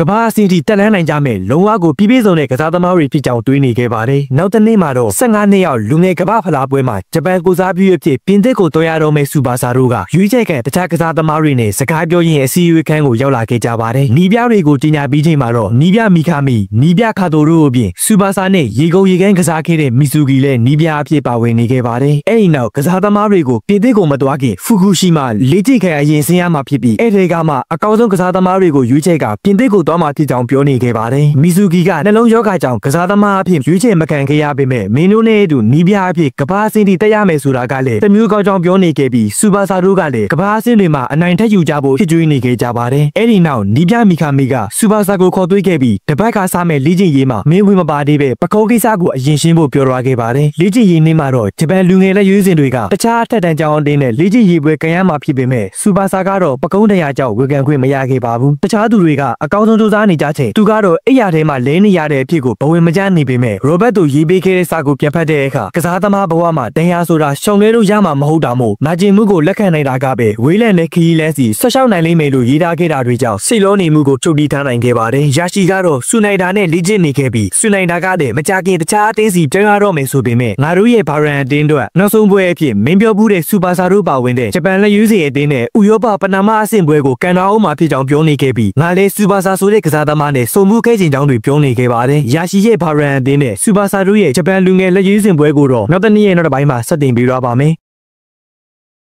အတင်းသားတွေကဒေးကြီးရေပွဲတွေကန်နေကြချိန်ပခုံးတရားကြောင့်တယောက်တည်းဖြစ်နေတဲ့စူပါစာကအမေဖြစ်သူရဲ့တိုက်တွန်းမှုကြောင့်လက်ရွေးစင်တွေနဲ့ဖိုးတက်တန်းအတင်းတို့ကန်ကြမဲ့ဒေးကြီးရေပွဲကိုထွက်လာခဲ့ပါတယ်။စူပါစာရောက်လာတော့အတင်းသားအားလုံးကအားပေးစကားတွေပြောနေခဲ့ကြပြီးဥရောပကိုအတူတူတွားကြဖို့စိတ်အားတက်တန်နေခဲ့ကြပါတယ်။အဲ့ဒီနောက်ဖိုးတက်တန်းအတင်းနဲ့15နှစ်ရောက်လူငယ်လက်ရွေးစင်တွေရဲ့လေ့ကျင့်ရေးပွဲကိုစတင်ခဲ့ကြပြီးစူပါစာကတော့ကွင်းဘေးမှာထိုင်ရင်သူများတွေကန်နေတာမြင်တော့မင်းလဲကန်တင်စိတ်တွေဖြစ်နေမှာပဲမလားလို့မစ္စတူဂီကိုမင်းနေခဲ့ပါတယ်။ကွင်းထဲမှာတဲ့ဂျပန်လူငယ်အတင်းက အတော်ဆုံးကစားသမားတွေနဲ့ဖွဲ့စည်းထားတာကြောင့်သူတို့တဲ့အကြီးတွေနဲ့တောင်ရှင်ကစားထားနိုင်ခဲ့ကြပြီးတစ်ဖက်တစ်ကိုစီနဲ့တည်ကြနေခဲ့ကြပါတယ်။အဲ့အချိန်စီနီယာကြီးတွေကမျက်လုံးပြူသွားတဲ့ရှူဂါရဲ့ထိုက်ကားရှုကိုတက်တာလိုက်တာကြောင့်2-1နဲ့အနိုင်ရခဲ့ကြပါတယ်။အဲ့လိုနဲ့ပြည်တစ်ကိုတွားခင်းရမယ်ဂျပန်လူငယ်ကိုစားပြုတွေကိုပြန်လည်ရွေးချယ်မယ့်နေ့ကိုရောက်လာချိန်မှာတော့ရှူဂါကအတင်းကောင်းဆောင်အဖြစ်ရွေးချယ်ခံခဲ့ရတယ်လို့အီရှီဇာဂီတို့လည်းပါဝင်ခဲ့ကြပေမဲ့စူပါဆာကတော့ရွေးချယ်မှုတွေမပါဝင်ခဲ့ပါဘူး။ဒါပေမဲ့လည်းမငုံမိအောင်ထင်းကရွေးချယ်ခံခဲ့ရတဲ့တငယ်ချင်းတွေကိုတိုးသားကြဖို့တာမာနေခဲ့ပြီးနောက်တစ်နေ့ပြင်သစ်စီထွက်ခွာကြတော့မဲ့အတင်းသားတွေကိုလည်းတယောက်တည်းစောင့်ကြည့်နေခဲ့ပါတယ်။အဲ့အချိန်စူပါဆာကိုမြင်တဲ့အတင်းသားတိုင်းကလာနှုတ်ဆက်ခဲ့ကြပြီးရှူဂါကလည်းဂျပန်ယူအတင်းရဲ့ကျွန်းနံပါတ်10ဂျာစီကိုပေးခဲ့ကဒီနံပါတ်ကိုဘယ်သူမှမရွေးခဲ့ကြဘူး။အားလုံးကမင်းကိုမျှော်လင့်ထားတဲ့ဂျပန်ယူမှာကျွန်းနံပါတ်10ကိုဝစ်နိုင်တာမင်းတယောက်တည်းပဲရှိတယ်လို့ပြောသွားခဲ့ကြပါတယ်။ကစားသမားတွေထွက်ခွာသွားချိန်နီးပြမီကပကုံးတရာတက်တာလာနဲ့ပြင်တစ်ကိုလိုက်ခဲ့ဆိုကလက်မှတ်တစ်စောင်ကိုထုတ်ပေးခဲ့ပြီးပြင်တစ်မှာကျွန်းနံပါတ်17ပိုင်ရှင်ဖြစ်တဲ့မီရဲ့တငယ်ချင်းမီဆာကီစောင့်နေတယ်လို့ပြောသွားခဲ့ပါတယ်။အဲ့လိုနဲ့စူပါဆာလည်းအားလုံးပါသွားကြတဲ့လေရင်ကိုငေးကြည့်ရင်ကဘာအဆင့်မှာသူ့ကိုစောင့်နေကြတဲ့မီဆာကီဘာရန်အသင်းကယာရှီတို့အပြင်ဂျပန်ယူကတငယ်ချင်းအားလုံးစီကိုငါအမိလိုက်ခဲ့မယ်လို့ပြောရင်ကြံနေခဲ့ပါတယ်။အဲ့ဒီနောက်ပြင်တစ်ကိုရောက်လာကြပြီဖြစ်တဲ့ဂျပန်ယူအသင်းကသူတို့နဲ့ပနာမဝဲကန်ရမယ့်ဘာရန်အသင်းရဲ့အင်္ဂလိပ်စီရောက်လာကြချိန်ယာရှီကအားလုံးကိုလာနှုတ်ဆက်နေခဲ့ပါတယ်။ရှူဂါကတော့ငါမင်းကိုကိုသွင်းဖို့အသင်းဖြစ်နေပြီလို့ပြောနေတော့ယာရှီကလည်းဒီ3နှစ်အတွင်းငါဂျာမနီမှာတင်ယူထားတာတွေကိုပြပေးရမှာပေါ်လို့သာပြန်ဖြေခဲ့ပြီးစူပါဆာကိုမမြင်တော့စူပါဆာမပါရင်မနေ့ပြန်ဂျပန်ယူနိုင်ဖို့ကမတေချာနိုင်ကြောင်းတွေတွေးနေခဲ့ပါတယ်။ဂျပန်မှာကြံနေခဲ့တဲ့စူပါဆာကလည်းပကုံးတရာကတော်တော်လေးတက်တာလာပြီဆိုတဲ့စကားကိုကြားတာနဲ့ချက်ချင်းပြင်သစ်ကိုလိုက်ဖို့ဆရာထက်တန်နေခဲ့ပါတယ်။နောက်တစ်နေ့မှာတော့ဂျာမနီရဲ့အကောင်းဆုံး15နှစ်ယောက်ဘာရန်အသင်းနဲ့လက်ရွေးစင်15နှစ်ယောက်ဂျပန်ယူအသင်းတို့ရဲ့ရှင်ပြိုင်မှုနေ့ကိုရောက်လာခဲ့ပါတယ်။အဲ့အချိန်စူနိုင်တာကတော့မိသားစုကိစ္စအဆင်မပြေမှုကြောင့်ကွင်းထဲကိုနောက်ကျမှရောက်လာခဲ့ပြီးနီဂါမီကလည်းအတင်းသားတွေကိုစူနိုင်တာကအနာဂတ်မှာဂျာမနီရဲ့အကောင်းဆုံးတိုက်စစ်မှုဖြစ်လာမဲ့သူဖြစ်လို့တေချာကိုင်ရကြဖို့ပြောနေခဲ့ပါတယ်။ပွဲစားတင်ချိန်မှာတော့ဟျူဂါကသူ့ရဲ့ပုံစံအတိုင်းအာချိုးပန်သက်ပြည့်တက်လာခဲ့ပေမဲ့စူနိုင်တာကဒီအတိုင်းရက်ကြည့်နေခဲ့ပြီးမိသားစုစီပဲဆက်ရောက်နေခဲ့ပါတယ်။ဟျူဂါကတော့သူ့ရဲ့ထိုက်ကားရှုကိုအသုံးပြုခဲ့ကပိုင်မှန်သွားပေမဲ့ဒါကအမီးပဲရှိသေးတယ်လို့ပြောနေခဲ့ပြီးယာရှီကတော့ပြုံးရင်းသာကြည့်နေခဲ့ပါတယ်။အားလုံးမမိကြအောင်မဲ့ဟာနာဝါအသင်းကအမွာ2ယောက်အပြင်တိမ်ငက်ကန်ချက်ကိုအသုံးပြုခဲ့ဘူးတဲ့နီတာတို့က3ယောက်သွဲဆော်ပြီးအမွာ2ယောက်ရဲ့လှလှပပကန်သွင်းမှုကိုပြုလုပ်ချိန်မှာတော့ယာရှီကအတာအရာပဲဖမ်းပြသွားခဲ့ပါတယ်။အဲ့ဒီတစ်ချက်တည်းမဟုတ်ပဲဂျပန်ယူအသင်းရဲ့အကောင်းဆုံးတိုက်စစ်မှုတွေရဲ့အမိုက်စားကန်သွင်းချက်တိုင်းကိုယာရှီကချွေးတောင်မထွက်ပဲဖမ်းပြနေတာကြောင့်ကွင်းပြင်ပါကနေအခြေအနေလာကြည့်ကြတဲ့တခြားအသင်းကကစားသမားတွေကတော့ငါတို့နီးပြပြောတဲ့အတိုင်းဒီကိုရမကငချွတ်လေးတော့မဟုတ်ဘူးလို့ပြောနေခဲ့ကြပါတယ်။အဲ့အချိန်ချက်ချင်းကြီးတိုက်စစ်အရှင်တင်လာခဲ့ကြတဲ့ဘာရန်အသင်းသားတွေကိုဂျီတိုတို့လိုကစားသမားတွေရှိတဲ့ခက်စစ်ကအတားရလေးခုခံပြမယ်လို့ပြောနေချက်အနောက်ထိတောင်မရောက်လိုက်ပဲဟျူဂါဖျက်ဆုပ်သွားခဲ့ပါတယ်။ဒါပေမဲ့ဒီချိန်မှာတော့ဟျူဂါချီတဲ့ကဘောလုံးကိုစူနိုင်တာဝင်လူချိန်ဟျူဂါတယောက်မရှုမလားခံလိုက်ရပြီးတခြားအသင်းသားတွေကလည်းလင်းမြန်လုံးနဲ့စူနိုင်တာကိုတားဆီးချိန်တော့မရလိုက်ကြပဲစူနိုင်တာရဲ့ဖယားရှုကန်ချက်ကိုဂိုဒမဝါကာရှီကတော့မြင်လိုက်တာဆိုတဲ့တကုံးလာပြောနိုင်ခဲ့ပါတယ်။လီစိမ့်မှာတော့ချက်ချင်းလိုက်လာတဲ့စူပါဆာရဲ့လေရီစိတ်သက်လာပြီးမို့ခတာဂီတွဲချိုပြီးခဲ့ကမင်းရဲ့တရားတတမှုနှုံးကမြန်သားပဲကွာအခုဘာရန်အသင်းနဲ့မင်းရဲ့တငယ်ချင်းတွေကန်နေကြတဲ့စိတ်ပါရဲ့မင်းလေဒုတိယပိုင်းမှာဝေကန်ခွင့်ရလောက်ကြောင်ပြောနေတော့စူပါဆာလည်းဂျပန်မှာကလေးကသူ့ရှင်ကန်ချင်နေတဲ့ဘာရန်အသင်းကိုရင်ဆိုင်ဖို့အသင်းဖြစ်နေခဲ့ပြီဖြစ်ပါတယ်။တစ်ဖက်ကဂျပန်ယူအသင်းကတော့ဖယားရှုကန်ချက်ကြောင့်2-0နဲ့အရေးနှိမ့်နေခဲ့တာမို့ဘာရန်အသင်းသားတွေလည်းဒါလာဂျပန်ရဲ့လက်ရွေးစင်တွေလို့ပြောကနှိမ့်နေခဲ့တာကြောင့်ဟျူဂါတို့လည်းတိတ်ခါတန်စေဖို့လိုအပ်လာပါတယ်။ဒါပေမဲ့ပြောနေရင်းမှာပဲဖယားရှုနဲ့ထက်တွင်းသွားပြန်တာကြောင့်ပထမပိုင်းမှာတင်3-0နဲ့ဥဆောင်ထိခနာခဲ့ရပါတယ်။ဂျပန်လက်ရွေးစင်တွေလည်းစူနိုင်ဟာဆိုတဲ့ကောင်ကြောင့်နည်းနည်းတော့စိတ်သက်ကြနေကြချေစူးစမ်းထားလို့လမ်းအော်ကေတူကတော့စူပါဆာပဲဖြစ်ပါတယ်။စူပါဆာကိုမြင်လို့အားလုံးလည်းမျောနှချက်ရောင်ကြီးတွေတန်းလာခဲ့ပေမဲ့စူပါဆာကပွဲထွက်ကင်းရဖို့စည်ရင်မတွင်းထားရသေးလို့ကံခွင့်မရခဲ့တာမို့မီဆူယာမာကစူပါဆာမပါဝင်တာနဲ့ပဲငါတို့ကမနိုင်ဘူးဆိုတာတော့အဖြစ်မခံပဲငါတို့အားလုံးပူပေါင်းပြီးအနိုင်ယူကြမယ်လို့ပြောကဒုတိယပိုင်းစီခြေပြိုင်စားခဲ့ကြပါတယ်။ဟျူဂါကတော့အမြဲအနိုင်လိုချေစိတ်ပေးများနေတာကြောင့်အတဲတန်ကြိုးစားနေသည့်တိုင်အောင်အခွင့်အရေးမရနေပဲစူနိုင်တာကပဲဖယားရှုကိုထပ်တုံသွားပြန်ပါတယ်။ဒီချိန်မှာတော့ဝါကာရှီကကွင်နိုင်ခဲ့တာကြောင့်ဘာဒန်အသင်းသားတွေကတော့ဒီကောင်ဖယားရှုကိုတကယ်ကြီးကလိုက်နိုင်တာဟာလို့အံ့ဩနေခဲ့ကြပေမဲ့ဝါကာရှီရဲ့ညာဘက်လက်ကတော့အနားယူရတော့မဲ့အခြေအနေဖြစ်လာပါတယ်။အဲဒါကြောင့်မိုရီဆာကီရဲ့စားဝင်လာခဲ့ပြီးအားလုံးလေးကြိုးစားကန်နေခဲ့ကြပေမဲ့9 ဂိုးအထိတက်လာခဲ့တာကြောင့်စူပါဆာလည်းအားမလို့အားမရဖြစ်လာပါတယ်။အခုလိုဘဲဥမကွဲပဲတော့အရှုံးမခံချင်တဲ့မီဆူယာမာရဲ့ကြိုးစားသက်သုံးမှုကြောင့်ဟျူဂါဘောလုံးပြပိုင်ဆိုင်လာချိန်နောက်ဆုံးသောမိနစ်ကိုရောက်လာပြီးမို့အားလုံးကယုံကြည်မှုအကုန်ပုံအပ်ထားခဲ့တာကြောင့်ဟျူဂါလည်းမရမကကိုတေးမှုပြတ်တက်လာပါတယ်။နောက်တဲ့အားလုံးကိုချီအောင်ပြကြွတက်လာနိုင်ခဲ့ပြီးယာရှီနဲ့တယောက်ချင်းထိတိုက်တွေ့ချိန်မှာတော့ထိုက်ကားရှုကိုအသုံးပြုခဲ့ကချီပါကိုတလုံးကိုတွင်းယူခဲ့ပါတယ်။အဲအချိန်ယာရှီကတော့9 ဂိုးတာနေပြီးမို့မင်းဘလို့မှမနိုင်ဘူး။အဲဒါကြောင့်တကူလေးပြန်သွင်းနိုင်ဖို့အရေးအခုလောက်ထိကန်နေသေးတဲ့မင်းကအတင်းကောင်းဆောင်ကောင်မဟုတ်သေးဘူး။အခုဂိုးကိုလည်းငါကလက်ဆောင်ပေးလိုက်တယ်လို့တဘောထားလိုက်ဖို့ပြောနေတော့ဟျူဂါတယောက်ပို့ပြီးဒေါ်လာထွက်လာပါတယ်။ဒါပေမဲ့ဟျူဂါကတော့အတင်းကောင်းဆောင်လက်ဘက်ကိုမဆူယာမာကိုပေးခဲ့ကနေရည်တွေနဲ့ထွက်ခွာသွားခဲ့ပါတယ်။စောင့်ကြည့်နေတဲ့အတင်းကကစားသမားတွေကတော့စူနိုင်တာကိုငါတို့တွေတတိထားရမယ်လို့ပြောနေချိန်သူတို့ရဲ့နီးပြ Julia Harbes ကအခြေအနေဘလို့လဲဂျပန်ကစူပါဆာဆိုတဲ့ကစားသမားရောဘလို့နေလဲလို့မေးနေခဲ့တာကြောင့်အသင်းသားတွေလည်းကျွန်တော်တို့အမေရိကန်အသင်းတို့ဂျာမနီက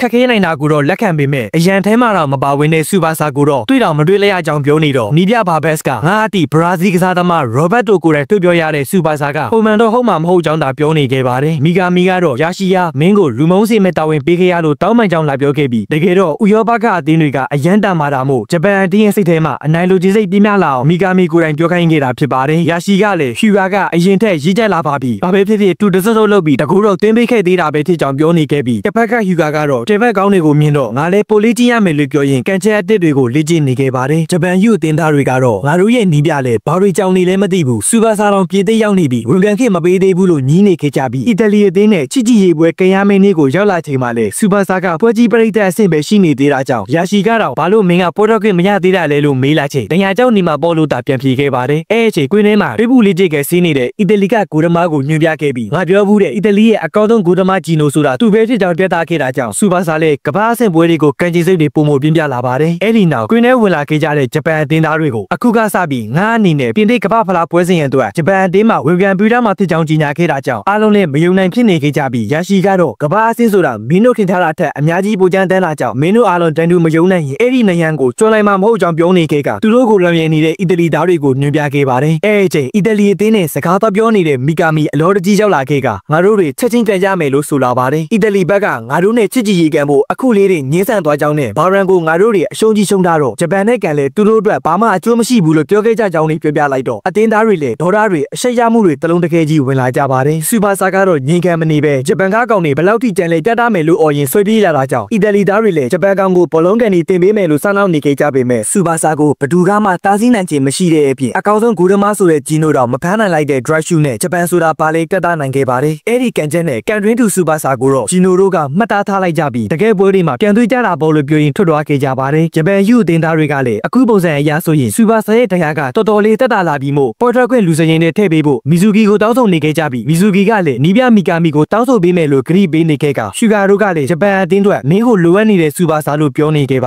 တယ်အားလုံးပဲပိုကောင်းမဲ့နောက်တစ်ပိုင်းမှာပြန်တွေ့ကြပါမယ်ဂျပန်ကိုအထင်သေးလို့နေတဲ့အီတလီသားတွေကိုကောင်းကောင်းကြီးပညာပြပေးနေတဲ့စူပါဆာတို့ရဲ့တစ်ဖက်မှာတော့ဘာရန်အသင်းကနေပျောက်ရွှေ့လာတဲ့ဆူနိုက်တာတယောက်ရော့အသင်းကိုရောက်ရှိလာပါတယ်ရော့အသင်းကလည်းမနှက်ပြန်ဂျပန်အသင်းနဲ့ချစ်ကြည်ရေးဝဲကံဖို့တဘောတူထားတာကြောင့်ဘာရန်ကိုလည်းခွက်လန်အောင်ရှုံးထားတဲ့အပြင်အီတလီညင်းသားကိုပါခံရတဲ့ဂျပန်ကောင်တွေကိုလက်ချကောင်းကောင်းပေးဖို့ပြောနေခဲ့ကြတဲ့အသင်းသားတွေကိုဆူနိုက်တာကတော့ဘယ်သူပဲဝါဘယ်ရက်ကပဲလာဒီအဆင့်ကိုရောက်လာပြီးဆိုမှတော့သူတို့ရဲ့အရေးချင်းကစစ်မှန်လိုပဲမှုအထင်မသေးကြဖို့သာတတိပေးခဲ့ပါတယ်နောက်တနေ့မှာတော့ယာရှိနဲ့ဆူနိုက်တာတို့နှစ်ယောက်ကစူပါဆာဝင်ခံမဲလို့တင်ကြထားတာကြောင့်လာဆောင်ကြည့်နေခဲ့ကြပြီးတိတ်မကြခင်မှာပဲကွင်းထဲမှာလည်းစူပါဆာတို့အပါအဝင်ကစားသမားတိုင်းကပွဲအတွက်အသင့်ပြင်ထားခဲ့ကြပြီးဖြစ်ပါတယ်။ပြန်ပွဲစားတင်တာနဲ့ဒါကဘာရန်နဲ့ဆော့ခဲ့တဲ့ဂျပန်အသင်းလားလို့တောင်မေးယူရတဲ့အထိစူပါဆာပါဝင်အားပြထားတဲ့ဂျပန်ယူအသင်းကအသာစီးရနေခဲ့ပြီးအချိန်ကတန်ဖက်ကောင်းနေဖြစ်ခဲ့ကြတဲ့ရှူဂါနဲ့စူပါဆာတို့ကလည်းအခုချိန်တည်င်းတဲ့ဖြစ်နေပြီးမို့နှစ်ယောက်ပေါင်းကစူပါဆာရဲ့ drive shoot နဲ့ဥဆောင်ကိုတွင်းယူလိုက်တာကြောင့်ဆူနိုင်တာတို့အပါအဝင်အားလုံးလည်းကောင်းလိုက်တဲ့ကန်ချက်လို့သာပြောနိုင်ခဲ့ကြပါတယ်။ဒုတိယဂိုးကိုလည်းစူပါဆာရဲ့ပံ့ပိုးမှုနဲ့ရှူဂါရဲ့ထိုက်ကရှူကြောင့်ဒုတိယကိုထည့်ရလိုက်ချိန်မှာတော့ရော့ဝက်တင်လည်းတရားစကတ်လာပါတယ်။ဆူနိုင်တာလည်းစူပါဆာပါဝင်လာတာနဲ့တင်ဟိုနေ့က9နှစ်ရှင်စောခဲ့တဲ့ရှူဂါဆိုတဲ့တယောက်တောင်ချူစမ်းပို့ထွက်လာခဲ့ပြီးတည်င်းလုံးကိုလည်းရုပ်ကွက်ဖော်ပေးထားနိုင်တဲ့စူပါဆာကိုကြည့်ပြီးလူငယ်ကမ္ဘာဖလားပွဲမှာအကျက်ရနဲ့ရှင်ပြိုင်ခွင့်ရဖို့ဆရာထက်တန်နေခဲ့ပါတယ်။မိနစ်90ကြာချိန်မှာတော့ဂျပန်ကိုအထင်စမောတဲ့ရော့ဝက်တင်က3-0နဲ့ရှုံးနိမ့်သွားခဲ့ပါတယ်။အဲဒီနောက်ဂျပန်မှာကြံနေခဲ့တဲ့နာကာဆာဝါကစူပါဆာတို့ရဲ့တည်င်းကိုလိုက်ကြည့်နေခဲ့ပြီးမကြခင်ကမ္ဘာဖလားပြိုင်ပွဲတွေရှင်ပြိုင်ရတော့မယ့်စူပါဆာတို့ရဲ့ပေါ်အပြည့်အဝယုံကြည်နေခဲ့ပါတယ်။ပြင်သစ်ကိုလွန်ခဲ့တဲ့3နှစ်ကတည်းကရောက်န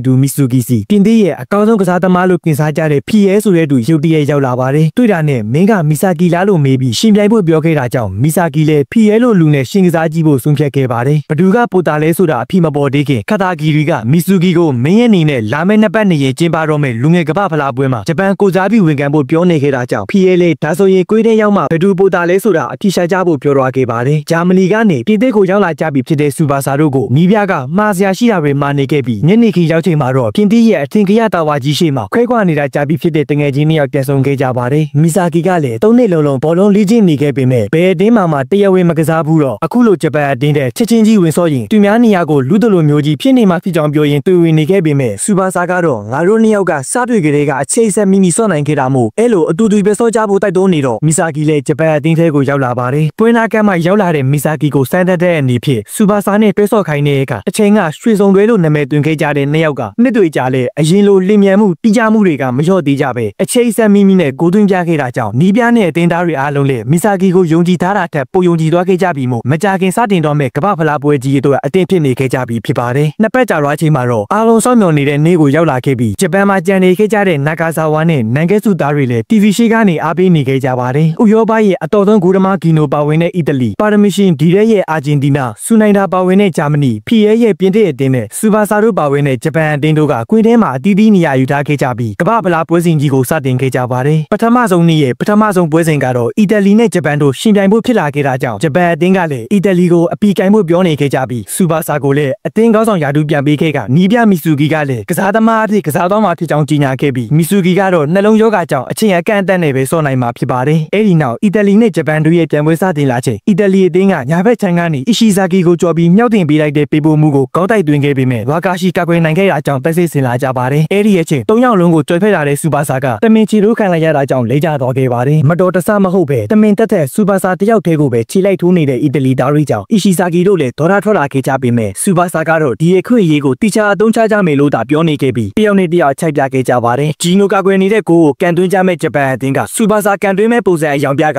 နောက်ကမာဆူယာမာကတိတ်ငက်ကန်ချန်နဲ့ကန်သွင်းခဲ့ပေမဲ့ဂျီနိုအတွက်တော့လွယ်ကူလုံးနေတာကြောင့်ဆရာသမားကစူပါဆာစီတော်ပြန်ဖြစ်ပေးလိုက်ပြီးစိန်ခေါ်နေခဲ့ပါတယ်စူပါဆာကလည်းအဲ့လိုလာဆန်းမှာတော့ဒရိုက်ရှူကိုတန်တုံပြီးကန်သွင်းခဲ့ချိန်စူပါဆာရဲ့ကန်တိုင်းကိုဒရိုက်ရှူကိုဂျီနိုတယောက်စူးစမ်းပန်းစားကာကွယ်ခဲ့ရပေမဲ့အဆုံးသတ်မှာတော့ကာကွယ်နိုင်ခဲ့တာကြောင့်စူပါဆာရဲ့ဒရိုက်ရှူကိုဖမ်းနိုင်တဲ့ပထမဆုံးဂိုးသမားဖြစ်လာပါတယ်အဲ့ဒါအပြင်ရှူကာရဲ့ထိုက်ကားရှူကလည်းတိုးမပေါက်နေတာကြောင့်အီတလီကိုဂိုးသွင်းဖို့ကလွယ်မလို့နဲ့ခက်နေခဲ့ပြီးပထမပိုင်းကလည်းတရေနဲ့ပဲပြီးဆုံးသွားခဲ့ပါတယ်စူပါဆာတို့လည်းအခုမှအစပဲရှိသေးတဲ့ဒုတိယပိုင်းကျရင်တော့တေချာပေါက်အနိုင်ယူကြမယ်လို့ပြောနေခဲ့ပြီးအီတလီအသင်းသားတွေကလည်းအလားတူပဲဖြစ်ပါတယ်ခရာမှုတန်နဲ့ဒုတိယပိုင်းပဲစတင်လာတာနဲ့တပြိုင်နက်ဂျပန်အသင်းကတောင်ထိုးစစ်ဆင်လာခဲ့ကြကတစ်ဖက်အသင်းရဲ့ခန်းစီအထိထိုးပေါက်နိုင်လာခဲ့ကြချိန်ရှူကာနဲ့စူပါဆာတို့နှစ်ယောက်ရဲ့တွဲလုံးကိုဂျီနိုတယောက်ရှေ့ထိတက်ပြီးကာကွယ်ခဲ့ကလေထဲမှာတင်အဝေးကိုထက်ကန်လိုက်သေးတာကြောင့်အီတလီအသင်းဘောလုံးတင်ရလာခဲ့ပြီးကောင်တာအထက်ကိုစတင်ခဲ့ကြပါတယ်ဂျပန်အသင်းခန်းစီကလည်းအကောင်းဆုံးကာကွယ်ခဲ့ပေမဲ့လင်းမြန်တဲ့ pass တွေကြောင့်ဘယ်လိုမှတားဆီးနိုင်ခဲ့ခြင်းမရှိခဲ့ပဲအီတလီအသင်းဥဆောင်ကိုရရှိခဲ့ပါတယ်အဲ့ဒါကြောင့်နီးပြကမီဆာဂီကိုချက်ချင်းလူစားလဲဝင်ရောက်စေခဲ့က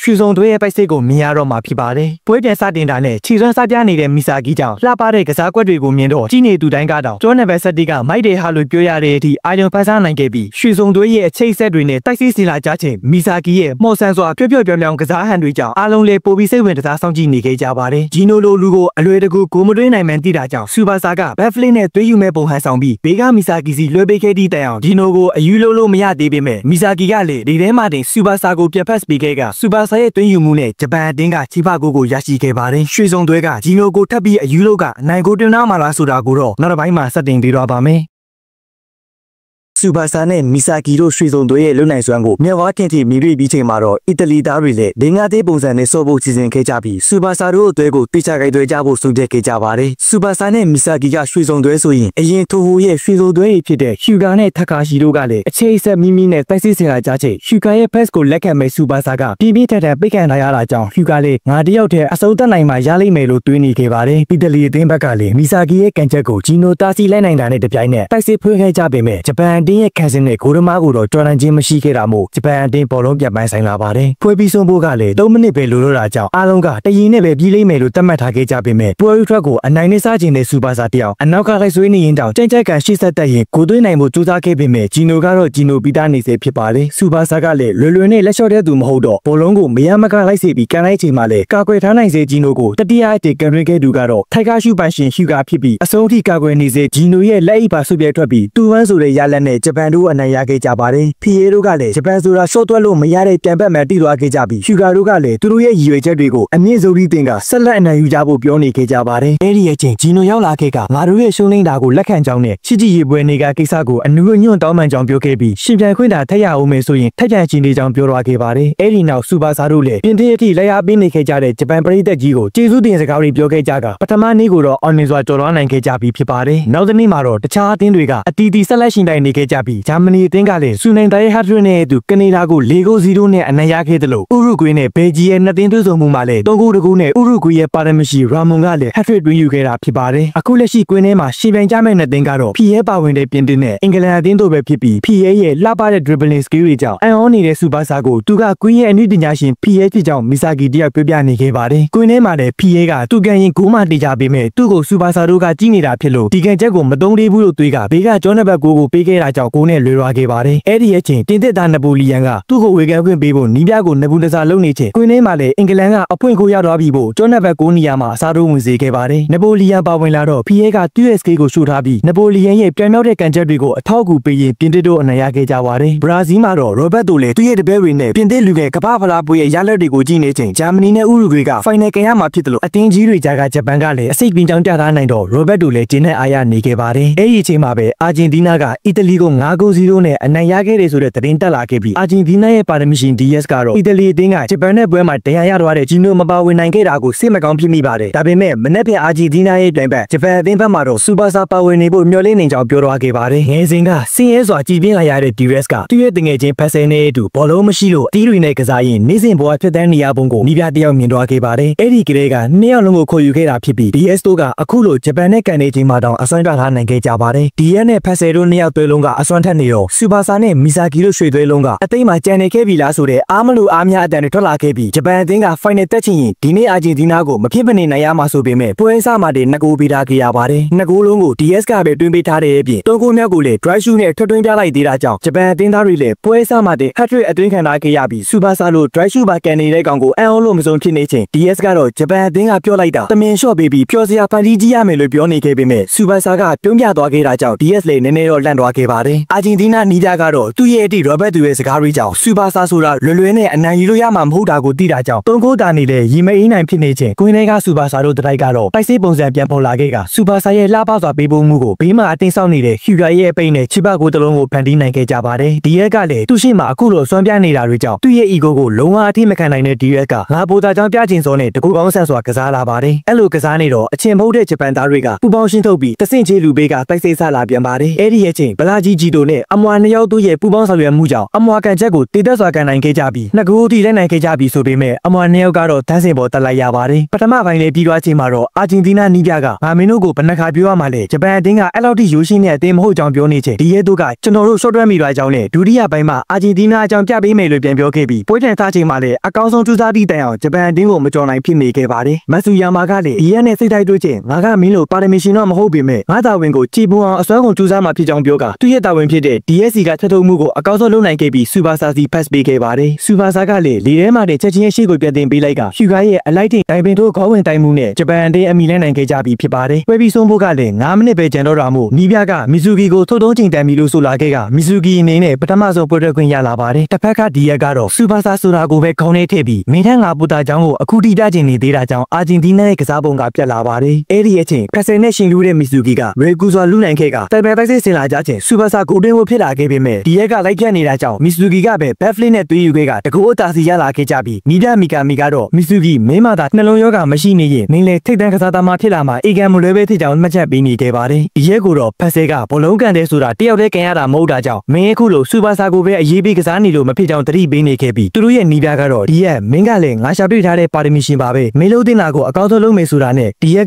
သူ့ရဲ့အကန့်အသတ်ကိုသူကိုယ်တိုင်ပဲထိုးပေါက်နိုင်မယ်ဆိုတာကိုယုံကြည်နေခဲ့ပါတယ်အဲ့ဒီရဲ့ချင်းကွင်းထဲကဒီရက်နဲ့ဖက်ဆယ်တို့နှစ်ယောက်ကလည်းငါတို့တွေအရင်ချိန်လေးလိုအသွေးညီညီတက်ဆော့ပြီးအနိုင်ယူကြတာပေါ့လို့ပြောရင်အမြဲတူတွန်တွဲပြီးရှိနေခဲ့ကြတဲ့တငယ်ချင်းနှစ်ယောက်ဟာအနိုင်ရဖို့အားကုန်ထုတ်ကြိုးစားလာခဲ့ပေမဲ့တစ်ဖက်ကကိုဒမဝါကာရှိကိုတော့မတော်နိုင်ဖြစ်နေခဲ့ပါတယ်တချိန်မီကလည်းနောက်တစ်ချိန်ထပ်မံကြိုးစားလာကြတဲ့တွဲဘက်နှစ်ယောက်ကဒီရက်ရဲ့နောက်ဆုံးတော့ကြိုးစားမှုနောက်ဆုံးတော့ကန်ချက်ကိုတော့ကန်ခွင့်မရလိုက်ပဲပွဲပြီးခရမှုတ်လိုက်တဲ့ဟာအာဂျင်တီးနားအတွက်အရှုံးကိုသာယူဆောင်ပေးခဲ့ပါတယ်နောက်တစ်နေ့မှာတော့စန်အင်ဒိုကြီးကနေငင်းစီပြီးထွက်လာတဲ့ဖီရဲကဂျပန်အသင်းမှာကစားနေတဲ့မီဇာဂီစူပါစာတို့ကိုလူချင်းလာတွေ့ခဲ့ပြီးအကောင်းဆုံးပွဲဖြစ်အောင်ကစားကြဖို့ပြောသွားခဲ့ပါတယ်တစ်ဖက်ကဂျာမနီကတော့ဥရုဂွေအသင်းကိုပါ6ခုတကူနဲ့အနိုင်ရခဲ့ပြီးဖြစ်တာကြောင့်နောက်တစ်ဆင့်ကိုတက်ရောက်သွားပြီးမို့ယာရှီတို့ကိုလည်းနောက်ပွဲကျရင်ငါနဲ့တေချာရှိပိုင်းဖို့ပြောသွားခဲ့ပါတယ်စူနိုင်တာအကြောင်းကိုနားလေတဲ့ယာရှီကတော့အဲ့ဒါသူငါတို့ကိုဒီနေ့ပွဲကိုအနိုင်ကန်ဖို့ကြွေးပိုက်ပြီးပြောသွားတာအတိအကျရှင်းပြနေခဲ့ပါတယ်အဝိစာလေကန်ထဲမှာတော့နီးပြကဗျူဟာကိုအတိအကျမာနေခဲ့ပြီးဖီရဲတွေမကပဲနပိုလီယန်ဆိုတဲ့ကစားသမားကိုပါရှော့မတွက်ပဲတေချာကင်သွေးကြဖို့မာနေခဲ့ပါတယ်နောက်တစ်ဆင့်တက်သွားတဲ့အသင်းကပြင်သစ်လားဂျပန်လားဆိုတာကိုတော့မနေ့ဖြတ်မှာစတင်ပြီးတော့ပါမယ် ဂျပန်အသင်းနဲ့ပြင်သစ်တို့ရဲ့တွေ့ဆုံမှုဟာနှစ်သင်းလုံးရဲ့ပရိသတ်တွေရဲ့ကြားရင်ခုန်ရဆုံးညတညဖြစ်လာခဲ့ပြီးပြင်သစ်သမ္မတကိုယ်တိုင်လာကြည့်နေတဲ့ကွင်းထဲမှာနှစ်ပူးတွေဒူးတွေကန်ကြရမယ့်နှစ်ဖက်ကစားသမားတိုင်းကလည်းရင်ခုန်စွာနဲ့ကွင်းထဲကိုဝင်လာခဲ့ကြပြီးဖြစ်ကမနက်ဖြန်ဂျာမနီနဲ့ဖိုင်နယ်မှာကစားနိုင်ဖို့ဒီနေ့ဆီမီဖိုင်နယ်ပွဲမှာဘယ်အသင်းကအနိုင်ရရှိသွားမှာလဲဆိုတာမကြခင်သိရတော့မှာဖြစ်ပါတယ်ဖီရဲကလည်းမီဆာကီနောက်ဆုံးတော့တွေးကြပြီပေါ်လို့တွေးနေခဲ့ပြီးမီဆာကီကလည်းဒီလိုနေ့ကိုစောင့်နေတာလို့တွေးရင်ဂျပန်နဲ့ပြင်သစ်တို့ရဲ့တွေ့ဆုံမှုကစတင်လာပြီးဖြစ်ပါတယ်ပြင်သစ်အသင်းဘောလုံးဆက်ရလာတာကြောင့်ချက်ချင်းတိုက်စစ်ဆင်ဖို့ကြိုးစားလာကြချိန်ဖီရဲရဲ့နောက်ကိုလည်းမီဆာကီကထက်ချက်မကွာပြေးလိုက်လာပါတယ်အဲ့ဒီအချိန်မိထားလို့မရတဲ့ဟျူကပြေးဝင်လာချိန်ခွန်ကျော်လိုက်တဲ့ဖီရဲရဲ့ခြေတွေကဘောလုံးကိုမီဆာကီဝင်လူလာပါတယ်နှစ်ယောက်ကြားဘောလုံးကသူ့ဘက်ကိုယ့်ဘက်မသေးကွေးနေချိန်ပြေးဝင်လာသူကတော့စူပါဆာပဲဖြစ်ပြီးတိုင်ပန်တိုက်စစ်ဆင်လာနိုင်ပါတယ်ဘောလုံးဆွဲပြေးလာတဲ့စူပါဆာကဒရိုက်ရှုကိုကန်သွင်းလိုက်ချိန်မှာတော့အသားအစီးမရှိဂိုးထဲကိုဝင်သွားခဲ့တာကြောင့်ဖီရဲတို့နပိုလီယန်တို့လည်းမထမက်ထားတဲ့ဖီရဲတစ်ခုကိုကြောင်ကြည့်နေုံသာတတ်နိုင်ခဲ့ကြပါတယ်ဖီရဲကတော့ငါမင်းတို့အတွက်လက်ဆောင်တစ်ခုပြင်ဆင်လာပေးခဲ့တယ်လို့ကြိတ်ပြောနေရင်ညာတောင်ဘက်ကနပိုလီယန်နဲ့အတူတိုက်စစ်ပြန်စားတင်လာချိန်အသားအစီးများစွာရှိနေပေမဲ့နပိုလီယန်ကမရမကဖီရဲစီကိုပတ်ပေးနိုင်ခဲ့ပါတယ်ဖီရဲကလည်းသူ့ကိုဝီလူကြတဲ့အီရှီဇာကီတို့တရားရဲ့အတွက်ဘောလုံးကိုခြေတလုံးနဲ့ညက်ပြီးခုံကျော်ပြလိုက်တဲ့အကွက်ဟာဘလူးမကိုတားဆီးနိုင်ခဲ့ခြင်းမရှိခဲ့ပဲလွတ်ပေးလိုက်ရပါတယ်ခက်စစ်တွေကိုကြော်လာနိုင်တဲ့ဖီရဲကတော့သူ့ရဲ့လက်ဆောင်ဖြစ်တဲ့ slide kick နဲ့ကန်တွေးခဲ့ကဝါကာရှီကလည်းငါရအောင်တားပေးမယ်ဆိုပြီးကာကွယ်ဖို့ကြိုးစားခဲ့ပေမဲ့တဲကြီးဝင်လာတဲ့ဘောလုံးကဝါကာရှီရဲ့လက်နာရောက်မှချက်ချင်းကြီးဦးတည်ကြိုက်ပြောင်းသွားတာကြောင့်ပြင်သစ်ဘက်ကချီပါကိုရယူနိုင်ခဲ့ကြပါတယ်အဲ့ဒီအချိန်ပြဿနာတစ်ခုတက်နေတာကနပိုလီယန်နဲ့ဂျပန်အသင်းကဆိုတာတို့ဖြစ်ပြီးဆောနာကဖျက်ထုတ်မှုကြောင့်မကျေနပ်တဲ့နပိုလီယန်နဲ့ဒါကမတော်တဆဆိုတဲ့ဆိုတာတို့ချကုန်ကြပါတယ်တိုင်လူကြီးကတော့နှစ်ယောက်လုံးကိုအဝါကကြသတိပေးခဲ့တာကြောင့်ရံပွဲကရက်သွားခဲ့ပါတယ်အဲ့ဒီနောက်ဂျပန်သားတွေလည်းအခြေအနေကိုပြန်သုံးသပ်ခဲ့ကြကနောက်ထပ်တကူတွေးယူနိုင်ဖို့ကြံစီခဲ့ကြပြီးဟျူကာကလည်းဘာမှစိတ်မပူနဲ့အဲ့ဒီတလုံးကိုငါသွင်းပေးမယ်လို့ပြောတော့မကာကွယ်နိုင်ခဲ့တဲ့ဝါကာရှီကကိုမလုံစိတ်တွေဖြစ်လာခဲ့ပြီးအာဂျင်တီးနားနဲ့ပွဲမှာလည်း၃ဂိုးဆက်တိုက်တွေးခံထားရတဲ့ငါကိုဆက်ကစားခိုင်းနေပြီးရာရှီကိုဘာဖြစ်လို့ပွဲမထုတ်ရလဲလို့တွေးနေခဲ့ပါတယ်ရှေ့တန်းမှာတော့စူပါဆာမီဆာကီတို့ရွှေစုံသွေးရဲ့တဟုန်ထိုးတိုက်စစ်ကအရှင်ရလာခဲ့ပြီးကိုတွေးနိုင်ဖို့အတွက်လွတ်နေတဲ့ဟျူကာစီပြီးလိုက်ချိန်ဖီရဲတယောက်မရမကဖျက်ထုတ်သွားခဲ့ကကောင်တာအထက်စတင်လာတာကြောင့်မီဆာကီရဲ့တဲတံဝင်လူခဲ့ပေမဲ့တားဆီးနိုင်ခဲ့ခြင်းမရှိခဲ့တာမို့စူပါဆာတားဆီးနိုင်ဖို့ပဲဆူတောင်းရတော့မှာဖြစ်ပါတယ်အဲ့ဒီအချိန်လူလေဖီရဲကဘောလုံးကိုလေပေါ်မြောက်ပြီးနပိုလီယန်စီလွှဲပေးခဲ့တာကြောင့်နပိုလီယန်ကန်တွေးမှုဖြစ်လာချိန်ဆိုတာရဲ့ဝင်ဖြတ်ထုတ်မှုဟာနပိုလီယန်ကိုအတိနာစေခဲ့ပါတယ်အဲ့ဒီဖြတ်ထုတ်မှုကြောင့်ဆိုတာကအဝါကဲနောက်တစ်ချိန်ထိသွားခဲ့ပြီးကွင်းထဲကနေထွက်ရတော့မှာဖြစ်ပါတယ်သူတပြန်ကိုတပြန်အခြေအတင်စောနေကြတဲ့အခုလိုပွဲမျိုးမှာတယောက်အယောနဲ့ဆော့ရတော့မဲ့ဂျပန်အသင်းကအဲ့ဒီလိုမဖြစ်ချင်တာကြောင့်တမင်လောက်တာမဟုတ်ကြောင်းရှင်းပြနေခဲ့ကြပြီးစူပါဆာကိုတိုင်ကတော့ဒိုင်လူကြီးကိုကွန်ပလိန်းတက်နေတော့အန်ကိုကွန်ပလိန်းတက်ရင်အဝါကဲပြကန်ထိနိုင်တာမို့တိုင်းရဲ့အိတ်ကက်ထဲလက်နိုင်လိုက်ချိန်အားလုံးကရေသမားမနဲ့စောင့်ကြည့်နေခဲ့ကြပေမဲ့ဒိုင်လူကြီးရဲ့အဖြေကတော့စူပါဆာကိုပါအဝါကဲပြခဲ့တာဖြစ်ပါတယ်အခြေအနေတွေပိုဆိုးလာမှာဆိုတဲ့ဆိုတာကထားလိုက်ပါတော့စူပါဆာရမင်းပါထွက်လိုက်ရရင်ပိုဆိုးကိုလိမ့်မယ်လို့ပြောပြီးကွင်းကိုကြွကိုင်းထွက်ခွာသွားခဲ့ပါတယ်ဆိုတာထွက်လိုက်ရရုံနဲ့မပြီးသေးတဲ့ပြစ်ဒဏ်ကပနတီကန်ဖို့အထိဖြစ်လာခဲ့ကဝါကာရှီရဲ့တားဆီးနိုင်စွမ်းမရှိခဲ့ပဲပြင်သစ်အသင်းက2ဂိုးတကိုးနဲ့ဦးဆောင်သွားခဲ့ပါတယ်အဲ့ဒီအချိန်ဟျူကာကတော့အာရင်ပြန်ဆိုင်ကြစမ်းပါငါတို့အနိုင်ကန်မယ်အခုဆိုတာရဲ့နေရာကိုလည်းငါတို့အားလုံးဝိုင်းပြီးပြေးကန်ကြမယ်လို့ခွန်အားတွေပေးနေခဲ့ပါတ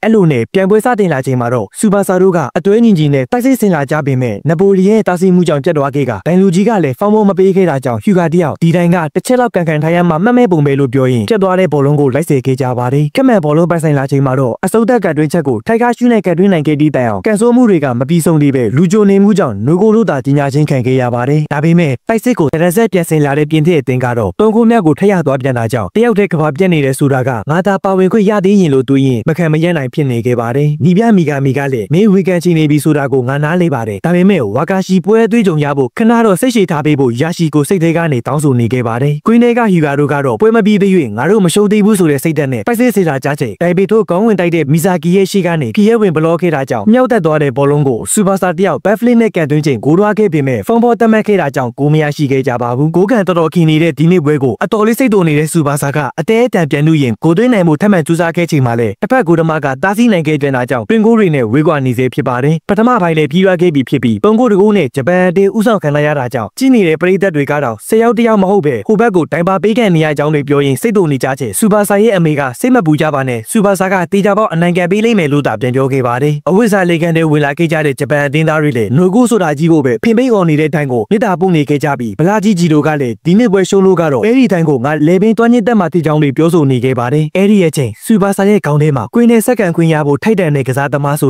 တာတိုင်ရဲ့ဆွေးဘက်ချက်တွေကိုစောရကတက်เสียမလို့ကြောင်းနဲ့ကုနီကိုဟန်ကိုရဲ့ကစားကွက်နဲ့ရန်သူကိုအနိုင်ကန်မှုပဲလိုကြောင်းစားတဲ့စကားတွေကိုကြားရောက်နေခဲ့ကအတင်းသားတွေကိုလည်းခွန်အားတက်စေမဲ့စကားတွေပြောရင်အနိုင်ယူမဲ့ဂျပန်သားတွေကကွင်းထဲကိုထက်မှန်ချချခဲ့ကြပါတယ်ဘလောက်ပဲအရေးနေနဲ့အလုပ်ဖြစ်နေသေးတဲ့ရွှေစုံသွေးရဲ့လုံနယ်ဆွဲကိုကြောက်တာကြောင့်တီရဲကိုယ်တိုင်မီဆာကီနားမှာလူကဲဆော့လာခဲ့ပြီးပေးစရာလူမ မရှိရင်မေဘာဆလုံးမှာလည်းစူပါဆာလို့တွေ့ရင်ကျန်နေသေးတဲ့ဟီဂါစီဝင်ပိတ်ကြချက်ဘောလုံးရဲ့ဦးတည်ရာမတင်မှတ်ထားတဲ့မီဆူယာမာစီဖြစ်ပြီးမီဆူယာမာရဲ့ကန်ချက်နဲ့ကူရရှိခဲ့ကြပါတယ်။အဲဒါကြောင့်ဂျာမနီအသင်းကဆုနိုင်တာကတော့ငါအထင်ဒီနေ့ဂျပန်အနိုင်ရလောက်မယ်လို့ပြောလာခဲ့ပါတယ်။ဖီရဲကတော့မီဆာဂီမင်းတို့တော်တာကိုတော့လက်ခံပေမဲ့ဒီနေ့အနိုင်ကပြင်သစ်အတွက်ပဲဆိုကနပိုလီယန်နဲ့တွဲပြီးတိုက်စစ်စင်တာကြားချိန်ကိုရဲကတ်သွင်းနိုင်ခဲ့ကြပေမဲ့ဂျပန်အသင်းဘက်ကအီဇာဝါတယောက်ဒဏ်ရာရကလဲကျသွားခဲ့တာကြောင့်ဖန်ဖော်တမတ်ခဲ့တဲ့အပြင်ဂိုးလည်းမပေးခဲ့တာမို့ရှူဂါကားတောင်ဒီတိုင်းကဘယ်ဘက်မှမပါဘူးဟာလို့တွေးနေခဲ့ပါတယ်။အဲ့ဒီရဲ့ချိန်မီဆူဂီကိုအီဇာဝါရဲ့နေရာမှာဝေဆော့စီခဲ့တဲ့ဂျပန်အသင်းရဲ့တိုက်စစ်ကဘလောက်အတိုင်းအထိပြောင်းလဲသွားမှလဲဆိုတာကိုတော့နောက်တစ်နေ့ရဲ့နောက်တစ်ပိုင်းမှာစတင်ပြီးတော့ပါမယ်ဒုတိယပိုင်းမှာပေးထားရတဲ့ဂိုးတွေကိုအမိလိုက်ပြီးအနိုင်ယူနိုင်ဖို့အသေးအတန်တူးစားနေကြတဲ့ဂျပန်အသင်းဘက်မှာတော့ဒူသားဝင်လာတဲ့မီဆူဂီကွင်းနဲ့ရောက်လာခဲ့ပြီးဖြစ်ပါတယ်။မီဆူဂီကလည်းနပိုလီယန်ကိုတူတာဝင်ယူထားပြီးမှမို့စူပါဆာတို့ကတိုက်စစ်ကူပဲအာယုံစိုက်ထားကြဖို့ပြောနေခဲ့ပြီးတိုက်စစ်စင်လာခဲ့ကြတဲ့စူပါဆာတို့ကလည်းဖီရဲကိုမကြော်နိုင်ရင်နိုင်ဖို့လည်းမမြင်တာကြောင့်ထိတ်တိုက်ရင်ဆိုင်ခဲ့ချိန်ကင်တစ်သားအားလုံးရဲ့အာကိုကြီးခံရတဲ့ဖီရဲကလည်းမရရအောင်ထွက်ထုတ်သွားခဲ့ပါတယ်။တိုက်စစ်တက်စီလာကြတဲ့ဖီရဲတို့ကတောင်ဘက်ကစားသမားနပိုလီယန်စီဖတ်ပေးလိုက်ချိန်စီးကစားတတ်တဲ့မီဆူဂီက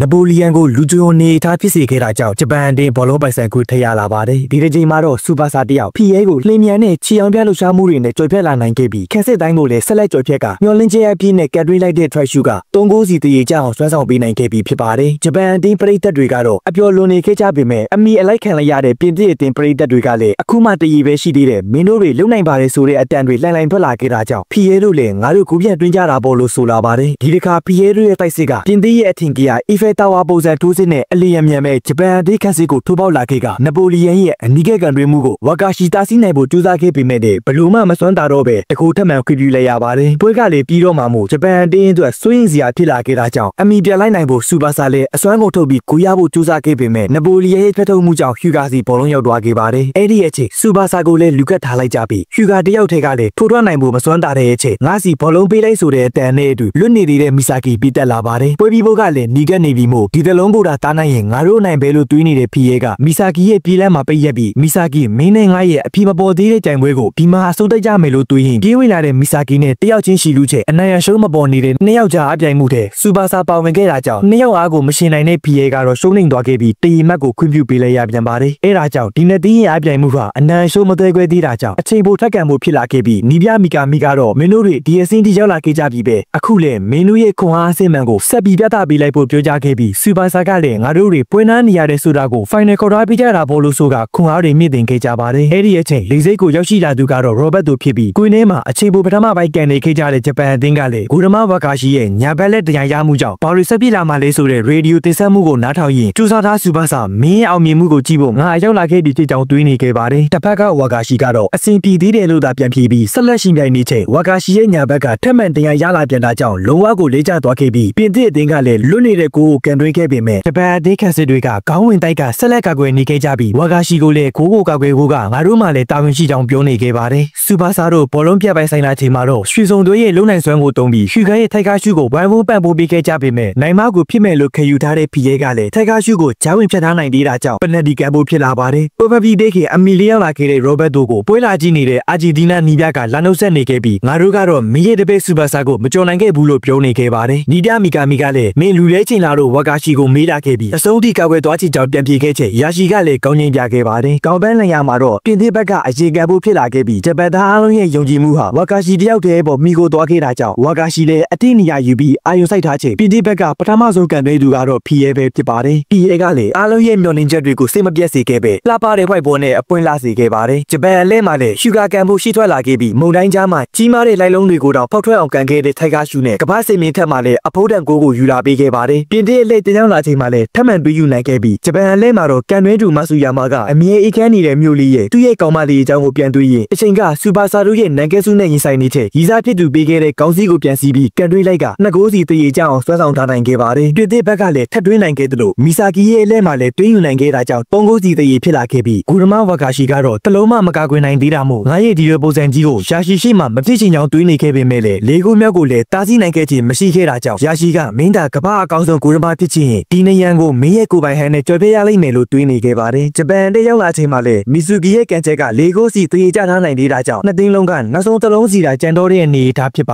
တယ်ပြင်သစ်အသင်းရဲ့နောက်ဆုံးကန်သွင်းမှုကိုတော့နပိုလီယန်ကန်သွင်းမှာဖြစ်ကဒီတလုံးတော်ဝင်းရင်ငါးကပြင်သစ်ရဲ့တူရဲကောင်းဖြစ်ပြီလို့တွေးထားခဲ့ပြီးဝါကာရှီကလည်းဒီတလုံးကိုတော့ငါရဲ့ညာဘက်လက်ထပ်သွင်းလို့ရမှာမဟုတ်တော့ဘူးဆိုရင်တောင်ခြေနဲ့စွာခံယူလိုက်မှဖြစ်ကြောင်းတွေးရင်နပိုလီယန်ကန်လိုက်တဲ့ဘောလုံးကိုအမီးရကာကွယ်နိုင်ခဲ့တာကြောင့်ဝါကာရှီနောက်ဆုံးတော့လုံနိုင်ခဲ့ပြီဆိုပေမဲ့တစ်ဖက်ကနပိုလီယန်ကတော့အသက်မဲ့စွာရည်ကြည်နေုံပဲတက်နိုင်ခဲ့ပါတယ်ဂျပန်ကန်ရမယ့်အလဲမှာတော့အားလုံးရဲ့ကောင်းဆောင်စူပါစတာကန်တော်မှာဖြစ်ပြီးဝါကာရှီတရားရချိုးနဲ့အောင်လုပ်ပေးမယ်လို့ကတိပေးခဲ့ကလူနေတဲ့ဂိုးကိုတွေးယူနိုင်ခဲ့တာကြောင့်ဂျပန်အသင်းဟာအခက်အခဲအများကြီးကိုရေကိုရေကန်းကြော်ဖက်လာရင်တန်ဘက်ကောင်ပြည်သစ်အသင်းကို၅ဂိုး၄ဂိုးဆိုတဲ့ရလက်နဲ့အနိုင်ယူပြီးကမ္ဘာဖလားဖိုင်နယ်ပွဲကိုတက်ရောက်သွားနိုင်ခဲ့ပြီဖြစ်ပါတယ်ရှုံးသမားလူခန်းစားနေရတဲ့နပိုလီယန်ကိုတော့ဖီရဲကပြေးခဲ့တာတွေကိုထားလိုက်တော့ငါတို့ပြင်သစ်ကရှုံးသွားပြီဒါပေမဲ့မှတ်ထားရမှာတခုကငါတို့ဘောလုံးစက္ကန့်ခွင်ဆုံးရှုံးသွားတာမဟုတ်ဘူးတနည်းကြရင်တေချာပေါအနိုင်ပြန်ယူကြမယ်လို့ပြောသွားခဲ့ပါတယ်ဆူနိုင်တာကလည်းဖိုင်နယ်မှာပြင်ဆောင်ကြမယ်လို့ပြောနေခဲ့ပြီးငိုနေတဲ့ဆိုတာကိုလည်းအသင်းသားအလုံးကဝိုင်းစားနေကြကပရိသတ်တွေကိုတော့အောင်မြင်ခြင်းလက်ဆောင်ပေးနိုင်ခဲ့ကြပါတယ်ညဘက်ရောက်လာချိန်မှာတော့ရရှိတယောက်သူတီးတဲ့ဂျာမနီသားတွေရဲ့အားသာချက်အားနည်းချက်တွေကိုစည်ရင်ပြုစုနေခဲ့ပြီးဂျပန်အသင်းသားတွေကိုဒေတာအတိအကျပေးနေခဲ့ကကိုလူကက်ကစားရမယ့်သူရဲ့အချက်အလက်တွေကိုတေချာမှတ်ထားဖို့ပြောနေချိန်ဂျာမနီဘက်ကကိုရမရဲ့အချက်အလက်ကရောဗမာလဲလို့မေးလာပါတယ်ရရှိလေအဲ့ဒီကိုရမကမူလာဖြစ်ပြီးအရေးကိုရမလို့ခေါ်ကြကြောင်းနဲ့ဂျာမနီအသင်းအတွက်တောင်သူကခက်မရခက်တဲ့သူဖြစ်တာကြောင့်အချက်အလက်ရဖို့ခက်ခဲကြောင်းရှင်းပြနေတော့ဟူဂါတယောက်ပို့ပြီးစိတ်ဝင်စားလာပါတယ်အဲ့ဒီအချိန်နီးပြကဖိုင်နယ်အတွက်ပေါ်တော်ပင်ကစားသမားတွေကိုကြီးညာပေးနေချိန်နာမည်ဆဆအပြောင်းလဲမရှိခဲ့ပေမဲ့ကိုရမနေရာကိုတော့ရရှိကစားရတော့မှာဖြစ်ပါတယ်အတင်းသားအလုံးကလည်းရရှိတာဆိုရင်ခိုဘက်ကဆွေးနေတာဆိုတဲ့ကောင်ကိုတားနိုင်မှာဖြစ်ကြောင်းယုံကြည်နေခဲ့တာကြောင့်ရရှိတဲ့လက်ခံပေးခဲ့ပြီးကန်ခွင့်မရတဲ့ဆိုတာကိုလည်းမင်းအတွက်ငါတို့ကဖလားကြီးယူလာပေးမယ်လို့ဝိုင်းပြောနေခဲ့ကြပါတယ်ဘောလုံးမျိုးရိုးကနေဆင်းသက်လာတဲ့ဆွေးနေတာကသူ့အဖေဖြစ်သူရဲ့စုတဲ့ချက်ကြောင့်ဂျာမနီအသင်းရှုံးနေခဲ့မှုအပေါ်မကြေနပ်ကြတဲ့ပရိသတ်တွေဂိမ်းထဲပေါက်ပြီးအော်ဟစ်နေကြချိန်အဖေဖြစ်သူကငါးချိန်ရွေးချယ်ဖို့မမားခဲ့ဘူးလို့သာပြောပြီးသူရှိနေရင်မိသားစုပါနဲ့နာမှာကြောင့်အဲ့ဒီကလေးကနေထွက်သွားခဲ့တာဖြစ်ပါတယ်မိသားစုကိစ္စအဆင်မပြေနေတဲ့ဂျာကဆွေးနေတာကတော့သူ့ရဲ့ဘောလုံးပွဲမှာမိဘနှစ်ပါလုံးလာကြည့်ပေးစေချင်ပေမဲ့မဖြစ်နိုင်ဘူးလို့သာတွေးရင်စိတ်ညစ်နေခဲ့ပါတယ်ဒီနေ့ကတော့ကမ္ဘာဖလားဖိုင်နယ်ပွဲဖြစ်ပြီးဂျာမနီနဲ့ဂျပန်တို့ရဲ့အားပြိုင်မှုအလွန်ဘယ်အသင်းကအနိုင်ရသွားမှလဲဆိုတာကိုအားလုံးကစောင့်ကြည့်ဖို့အသင်ဖြစ်နေခဲ့ကြပြီဖြစ်ပြီးဂျာမနီအသင်းကလည်းပိုစာကာနီမှာရောက်လာတဲ့ကိုရမမူလာကိုဝင်ကစားခွင့်ပေးခဲ့ပြီးကွင်းထဲကိုဝင်လာခဲ့ကြပါတယ်ရိုဘတ်တို့လည်းရောက်နေခဲ့ပြီးဖြစ်တယ်လို့ဆူနိုင်တာရဲ့အဖေကလည်းပရိသတ်တွေကြားကနေသူ့ရဲ့သားကိုလာအားပေးနေချိန်အားပေးဖို့ရောက်လာကြတဲ့သူ့ရဲ့ဇနီးဖြစ်သူအပြင်သမီးလေးနဲ့ပါတည်ဆုံတွေ့ခဲ့ကြပါတယ်ကွင်းထဲမှာတော့ကစားသမားတိုင်းက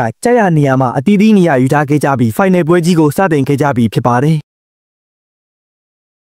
်ဒီနေ့ပွဲကတော့လူငယ်ကမ္ဘာဖလားပြိုင်ပွဲရဲ့နောက်ဆုံးသောဖိုင်နယ်ပွဲဖြစ်ပြီးရှင်ပြိုင်ပွဲနှစ်သင်းကတော့ဂျာမနီနဲ့ဂျပန်တို့ဖြစ်ပါတယ်ဂျပန်အသင်းသားတွေကရာရှိရဲ့ကြီးစုကြောင့်တစ်ဖက်အသင်းသားတွေရဲ့အားနည်းချက်အားသာချက်တွေကိုတည်ထားတာကြောင့်ညာဘက်အတန်နဲ့တစ်ဖက်အသင်းကစားသမားရှေ့သားကိုဘယ်ဘက်ကနေရအောင်လူလာခဲ့ပြီးစူပါစာကိုရန်ကန်လေးဖို့လုပ်ချိန်အခြားဂိုးသမားတွေကာကွယ်နိုင်ခဲ့တဲ့ဆိုရင်တောင်ခက်ခက်ခဲခဲကာကွယ်ခဲ့ရတဲ့စူပါစာရဲ့ drive shoot ကိုဂိုးသမားမူလာကအတားရလေးဖန်ပြသွားခဲ့ပါတယ်အဲ့အချိန်ပညာပြချင်သေးတဲ့မူလာကဂျပန်အသင်းစီပြန်ပေးခဲ့တာကြောင့်နီတာဝီကန်ခဲ့ပေမဲ့မကိုးနေတဲ့အပြင်မာဆူယာမာလည်းမသွင်းနိုင်ခဲ့သလိုအနီးကပ်ပြေးကန်တဲ့ဟူဂါရဲ့ကန်ချက်ကိုတော့လက်တစ်ဖက်ထဲနဲ့တားဆီးပြနေတာကြောင့်ဂျပန်အသင်းလည်းစကလေးကနေအခက်တွေ့နေခဲ့ပါတယ်အချက်အသေးတွေရောက်နေချိန်မှာစူပါစာကလည်းကြံတဲ့စွာဖက်ထုတ်ခံလိုက်ရကကြီးကြီးမားမားတရားမရခဲ့ပေမဲ့ဖောင်ဘောကန်ခွေရခဲ့ကြပါတယ်မူလာကတော့ကန်နေတဲ့ကောင်တွေကိုပါကောက်ကွယ်ပေးဖို့မလိုကြောင်းပြောနေတော့ဟူဂါကလည်းဒီကောင်တော်တော်လေးဆောင်ကြွားနေတယ်လို့ပြောနေချိန်စူပါစာကတိုးတိုးတိတ်တိတ်တိုင်ပင်ခဲ့ပါတယ်အဲ့ဒီနောက်နှစ်ယောက်သာဘဒူကန်မှာလည်းမသေးကွင်းအောင်ကွေးစင်းပြီးစူပါစာကန်ဖို့အသာလေးမျောပေးလိုက်ကထိုက်ကရှူးနဲ့အဆုံးသက်ခဲ့ပေမဲ့တမ်မနီနီယန်ကြီးကိုတော့ကြော်နိုင်ခြင်းမရှိခဲ့ပါဘူးဒါပေမဲ့ဟူဂါကတော့ပေါင်ကြားကအားနည်းချက်ဖြစ်နိုင်တယ်လို့ဆိုလာတာကြောင့်စူပါစာတို့လည်းအသေးအတန်ပိုက်စိတ်ပြန်စင်ပြီးထပ်မံကန်တွေလိုက်ချိန်မူလာတိချမဖမ်းနိုင်ခဲ့တာကိုမြင်တော့အားနည်းချက်ကိုရှင်းလင်းစွာမြင်သွားတဲ့ဂျပန်သားတွေကကိုထပ်တွင်းနိုင်ဖို့ကြိုးစားခဲ့ပေမဲ့ဆရာသမားမူလာကတော့လက်တစ်ဖက်ထဲနဲ့ဖန်တက်လိုက်ပြန်တာကြောင့်ဒီကောင်အားနည်းချက်ရောရှိသေးလားဆိုတဲ့အတန်တွေထွက်လာခဲ့ပေမဲ့စူပါစာကတော့ဘလောက်ပဲတော်တော်ကိုကိုရာနှုန်းပြကာကွယ်နိုင်တဲ့ကိုရမမရှိဘူးလို့သာပြန်ပြောပြီးဘောလုံးပြပိုင်ဆိုင်လာချိန်ဟူဂါနဲ့နှစ်ယောက်ပေါင်းကကန်တွေးတီးတိုင်အောင်မူလာကလက်တစ်ဖက်ထဲနဲ့ဖန်ပြနေစေဖြစ်ပါတယ်ဂျပန်ကကလေးတွေကိုပြောခွင့်ပေးပြီးချိန်မှာတော့မူလာကငါတော့ပျော်လို့ဝါပြီလို့အော်ကကန်နေပေးလိုက်တဲ့ဘောလုံးကိုဘလာကြီးဂျီတိုတို့တားနေတဲ့ခြားကနေဆူနိုင်တာကဘက်ဖလစ်နဲ့ကန်တွင်းတလို့ဟန်ဆောင်ပြီးအလင်းငယ်ကန်တွင်းလိုက်တဲ့ဘောလုံးကိုကိုရမရရှိကိုရိုင်းတောင်ကာကွယ်ခြင်းမရှိနိုင်ခဲ့ပဲဂျာမနီဘက်ကတက်စစ်စင်တဲ့စက္ကန့်ပိုင်းမှာတင်တကူပေးလိုက်ရပါတယ်ပထမပိုင်းကဝမ်စီးနဲ့ပြီးသွားပြီးမို့ဂျာမနီရဲ့အခုကစားပုံနဲ့ဆိုရင်ဂျပန်အသင်းနိုင်ဖို့ခက်ခဲပေမဲ့ဂျပန်အသင်းကလည်းပေါ်သေးသေးမဟုတ်နေတာကြောင့်အနိုင်ရမယ့်အသင်းကိုပြောရခက်တယ်လို့ပြောနေကြတဲ့ရိုဘတ်တူတို့စကားဝိုင်းတဲ့ခတာဂီရီဝေလာခဲ့ကအ